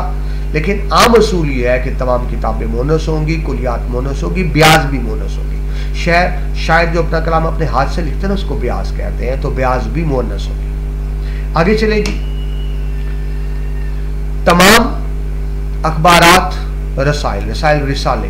अब क्योंकि अखबार का साइज बड़ा है, रिसाले का साइज बड़ा है, तो वो होते हैं मुजक्कर। जंतरी मुअन्नस। जंतरी क्या होती है बेटा? वो छोटे साइज की बुकलेट जो ना जेब के अंदर डाल लेते हैं, वो आपने देखा होगा रेलवे स्टेशन पे स्टॉल में होता है, बस स्टॉल पे छोटी सी जेब के अंदर डालते हैं जिसमें नाते वगैरह और ये चीज़ें भी होती हैं, वो किस्मत के हाल वगैरह भी लिखे होते हैं फालना में। तो बहरहाल छोटी जो बुकलेट जिसको कह लें जंतरी मोनस।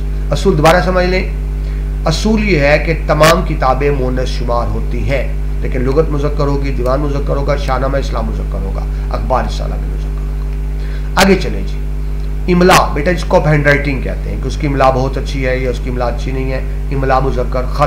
खत भी हैंड राइटिंग को कहते हैं, एक तो खत हैंड राइटिंग को भी कहते हैं और एक खत लेटर भी होता है, दोनों खत है। उसका खत अच्छा है या उसने खत लिखा, तो खत हैंड राइटिंग वाला हो या लेटर वाला हो, दोनों ही मुज़क्कर है, इमला भी मुज़क्कर। लेकिन निब क्या होता है, पेन की टिप जो आगे बनी होती है और लिखाई मुन्नस, पेन की निब टूट गई, उसकी लिखाई अच्छी नहीं है, ठीक है। इमला खत मुज़क्कर, निब लिखाई मुन्नस। आगे चले जी, एक ये हार्ड एंड फास्ट रूल तो नहीं, लेकिन बेटा ज्यादातर होता है ऐसे अल्फाज जिनके आखिर में अलिफ आए, हे आए या बड़ी हे आए। ऐसे अल्फाज जिनके आखिर में अलिफ, हे या बड़ी हे आए वो मुज़क्कर होते हैं। ऐसे अल्फाज जिनके आखिर में ते आए या छोटी आए वो मुअन्नस होते हैं। ऐसे अल्फाज जिनके आखिर में अलिफ, हे या बड़ी हे आए मुज़क्कर होते हैं। ऐसे अल्फाज जिनके आखिर में ते या छोटी आए वो मुअन्नस होते हैं, ठीक है। आगे चलें, मरसिया और कसीदा मुज़क्कर है। मरसिया क्या होता है बेटा, वो नज़म जो वाक़यात करबला के बारे में, हज़रत इमाम हुसैन और उनके ख़ानदान की शहादत के बारे में मरसिया होता है। कसीदा भी आपको बताया, किसी की तारीफ में लिखी गई नज़म कसीदा होती है। तो मरसिया कसीदा मुज़क्कर है। गज़ल नज़म मुअन्नस है, मरसिया लिखा, कसीदा लिखा, गज़ल लिखी, नज़म लिखी। अभी अभी आपने पढ़ी है बेटा अदबी इस्तिलाह, तशबीह, इस्तारा, तलमी। तो इस्तारा मुज़क्कर है, तशबीह और तलमी मुअन्नस है। इस का इस्तारा, लेकिन इसकी तशबीह, इसकी तलमी। इस्तारा मुज़क्कर, तशबीह और तलमी मुअन्नस। अब देखिए कोई असूल नहीं है, एक मुज़क्कर करे मुअन्नस कर दिया। ऐसी शेर इस्तिलाह बेटा अभी अभी आपने पढ़ी 4, मतलब, मक्ता, काफिया, रदीफ। मतलब, मक्ता, काफिया मुज़क्कर है, रदीफ मुअन्नस है, ठीक है। नज़म का मतला, नज़म का मक्ता, नज़म का काफिया, लेकिन नज़म की रदीफ। आगे चलेंगे, रोजनामचा जो फर्स्ट ईयर में आपने पढ़ा, डेली डायरी, वो हम रात को लिखते हैं मेरा आज का दिन कैसे गुजरा, और साथ रूदाद, रिपोर्ट, किसी वाक़े की रिपोर्ट करना। रोजनामचा मुज़क्कर, रूदाद मुअन्नस। मैंने रोजनामचा लिखा, मैंने रूदाद लिखी। आगे मैंने एक पेयर बनाया गोंद और गेंद। आप सोचेंगे इनमें ताल्लुक क्या है, कहाँ गोंद कहाँ गेंद। बेटा ताल्लुक ये है कि बोलने में साउंड एक जैसा है ना, दोनों गाफ से शुरू होते हैं, दोनों दाल पर खत्म होते हैं। तो आपने वैसे रट्टा मार लेना है, गोंद गेंद, गोंद गेंद, गोंद गेंद। आपको याद रह जाएगा गोंद मुज़क्कर था, गेंद मुअन्नस थी। आसान सा तरीका। बच्चे अक्सर भूल जाते हैं, वो गेंद को मुअन्नस बनाते हैं, गोंद को मुअन्नस। अब बेटा आपको सबको पता है गेंद तो मुअन्नस है, तो आपको सबको पता है ना, गोंद पे भूल जाते हैं। जुमला इस तरह से आता है, लिफाफे पर थोड़ा सा गोंद लगा दो, और एक होगा लिफाफे पर थोड़ी सी गोंद लगा दो। अब आपने बताना होगा दुरुस्त कौन सा है। अब अगर गोंद मुज़क्कर है तो होना चाहिए थोड़ा सा गोंद लगा दो, मुअन्नस है तो होना चाहिए थोड़ी सी गोंद लगा दो। तो आपने इसको रट्टा इस तरह मानना है, गोंद गेंद, गोंद गेंद, 4-5 दफा दोहराएं, गोंद गेंद, गोंद गेंद। आपको याद रह जाएगा। जब गोंद गेंद याद रह जाएगा, गेंद आपको पता है मुअन्नस है, तो फिर याद रह जाएगा गोंद मुज़क्कर है। तो दुरुस्त जुमला क्या होगा, लिफाफे पर थोड़ा सा गोंद लगा दो। आगे चलेंगे, कमीज शलवार। अब सबको पता है शलवार मुअन्नस है, लेकिन हम आमतौर पर कमीज को भी मुअन्नस समझ लेते हैं। मैंने कमीज पहनी, मैंने कमीज खरीदी। बेटा कमीज मुज़क्कर है। मैंने कमीज खरीदा, मैंने कमीज पहना, ठीक है जी। तो ये आपको पता हो। आगे जी, खोज पड़ताल। अब एक ही बात है, ट्रेस करना, ढूंढना, खोजना और पड़ताल एक ही बात है, लेकिन खोज मुज़क्कर, मैंने खोज लगाया और मैंने पड़ताल की। जी सब्जी में डलता है जी लहसुन, प्याज।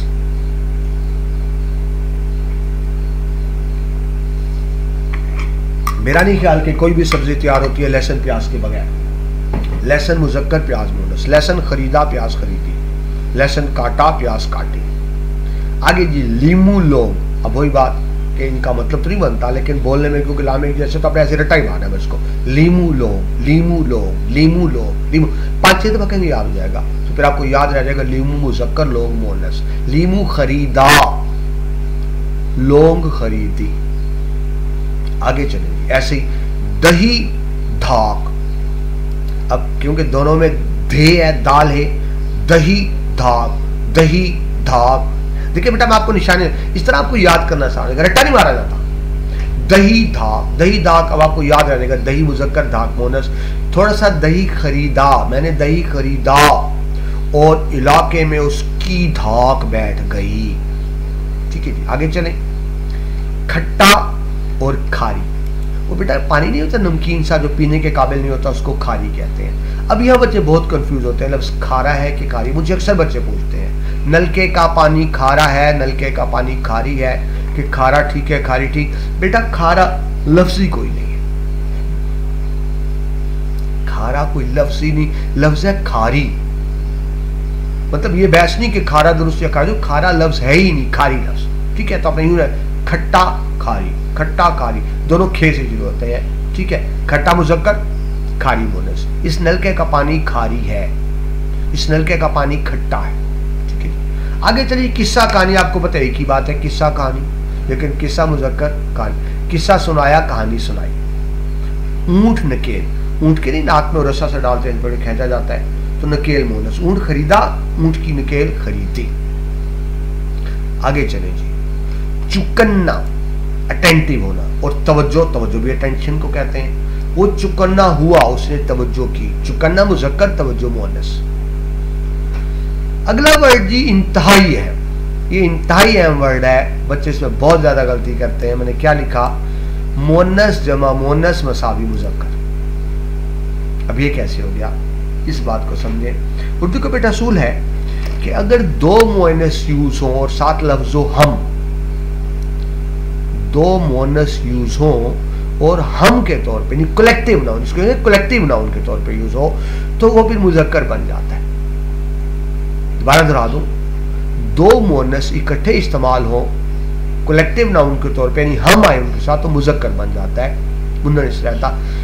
जिस तरह नहीं आप बेटा क्या करते हैं, प्लस को प्लस से मल्टीप्लाई करें तो प्लस होता है, लेकिन माइनस को माइनस से मल्टीप्लाई करें तो वो भी प्लस हो जाता है, दोनों माइनस मल्टीप्लाई का होकर प्लस हो जाते हैं। तो बिल्कुल वैसे ही जब दो मोनस इकट्ठे यूज होते हैं हम के तौर पे, तो वो मोनस नहीं रहते, मुज़क्कर बन जाता है। मसलन जुमला किस तरह आएगा, सलमा और समीना बाजार गईं। गलत होना ये चाहिए सलमा और समीना बाजार गए।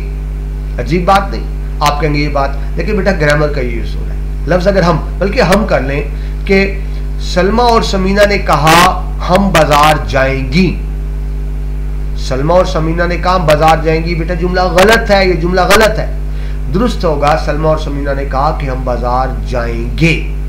ठीक है, दो मुअन्नस यूज हो इकट्ठे, दो या दो से ज्यादा, साथ हम आ जाए यानी कलेक्टिव नाउन के तौर पे हो, तो याद रखें जब मोनस के साथ मोनस यूज होता है कलेक्टिव नाउन के तौर पे, तो वो मुज़क्कर बन जाता है, फिर वो मोनस नहीं रहता, मुज़क्कर बन जाता है। ठीक है जी, तो ये एक अहम बात थी, मैंने इसे तफसील से आगे देखो। वफा मोनस है, वफा किया नहीं, वफा की जी। महबूब के तमाम अलकाब मुज़क्कर होते हैं। बेटा उर्दू का असूल है कि देखिए, मर्द औरत से मोहब्बत का इजहार करेगा तो महबूब औरत है, औरत मर्द से मोहब्बत का इजहार करेगी तो महबूब मर्द है। लेकिन उर्दू शायरी में महबूब मर्द हो या औरत हो, महबूब को हमेशा मुज़क्कर ही समझा जाता है। दोबारा सुन ले, उर्दू शायरी में महबूब को हमेशा मुज़क्कर ही समझा जाता है। मतलब ये गलत होगा मेरी महबूबा आई, ये ग्रामेटिकली गलत है। लफ्ज होगा मेरा महबूब आया, बेशक मर्द हो या औरत। ठीक है जी, आगे चले। महबूब मिल गया तो जिंदगी में बहार है जी, महबूब ना मिला तो जिंदगी में खिजा है। यही है ना हिजर वसाल। तो महबूब मुज़क्कर है, महबूब के तमाम अलकाब मुज़क्कर है, लेकिन बहार खिजा मुअन्नस है। बहार आई, खिजा आई। आगे चलें जी, एक और बहुत है ऐसे ही हिजाब। हिजाब बेटा जो औरतें पर्दा करती हैं, नकाब लेती हैं। अब क्योंकि हिजाब औरतें लेती हैं तो हम समझ लेते हैं मुअन्नस है, नहीं, हिजाब मुज़क्कर है, नकाब भी मुज़क्कर है। हम क्या कहते हैं, लड़की ने हिजाब ली, या उस खातून ने नकाब पहनी, नकाब ली नहीं, क्योंकि नकाब औरतें लेती मुन्नस समझ लेते, तो है अजीब बात, लेती औरतें हैं लेकिन मुजक्कर है, हजाब भी मुजक्कर है, नकाब भी मुजक्कर है। उसने हजाब खरीदा, उसने नकाब खरीदा, हजाब पहना, नकाब पहना। हजाब नकाब अगरचा औरतें लेती हैं लेकिन मुजक्कर है, ठीक है। लेती कब है? जब रास्ते में होती है, राह मुअन्नस है, नेकी की राह, ठीक है जी। तो ये आपको पता हो हजाब नकाब मुजक्कर है। आगे चलें जी, कब्ज और डिकार। आपको पता ना बेटा, जब हम खाते पीते इनपुट होता है, और अगर इनपुट हो रहा हो और आउटपुट ना हो रहा हो, वो क्या कहते हैं, विंडो करप्ट हो जाए तो उसको क्या कहते हैं, कब्ज हो गई, यानी आउटपुट नहीं हो रहा, जिसको डेसेंट्री कहते हैं। तो कब्ज मुजक्कर है, लेकिन कब्ज कब होती है? जब हाजमा ना हो। अगर आपको हाजमा हो जाए, डिकार आ जाए, खाया पे डिकार आ गया, कभी भी कब्ज नहीं होगी। तो कब्ज का डिकार से ताल्लुक है, डिकार लेंगे तो कब्ज नहीं होगी, और जब कब्ज होगी तो डिकार नहीं आएगा। तो कब्ज मुजक्कर, डिकार मुअन्नस। नयाम तलवार, वो तलवार जिसके अंदर डालते हैं उसको नयाम कहते हैं। नयाम मुजक्कर, तलवार मुअन्नस। आगे चलें जी, तैश। तैश गुस्सा, और गुस्से में जंग होती है। तैश मुजक्कर, जंग मुअन्नस। वो तैश में आया, उसने जंग लड़ी। लड़ाका मुजक्कर, नाक मुअन्नस। नाक इज्जत को कहते हैं ना, कि नाक ऊंची रहनी चाहिए। बंदा अपनी नाक ऊंची रखने के लिए क्या क्या करता है। लड़ाका मुजक्कर, नाक मुअन्नस। मैल वबा, ठीक है, जहां मैल होगी वहां वबा और बीमारियां भी होगी, ठीक है। तारकोल और झाड़ू। तारकोल बेटा लुक बिछी होती है सड़क पर, मुजक्कर, झाड़ू मुअन्नस। सड़क पर तारकोल बिछाया गया, सड़क पर झाड़ू दी गई। घीऊ गिरा, अब ये आपने शायद घीऊ गिरा। घीऊ होता है बेटा ये जो फसल होती है गंदम की, उसको घीऊ कहते हैं, घीऊ कहते हैं। गिरा नाट लगाना, ठीक है। घीऊ खरीदा, गिरा लगाई। टिकट मुजक्कर, दरखास्त रसीद मुअन्नस। टिकट खरीदा, दरखास्त दी, रसीद लिखी। होश रोटी, रोटी खाएंगे तो होश आएगी, रोटी ना खाएगी तो होश नहीं आएगी। तो होश मुजक्कर, रोटी मुअन्नस।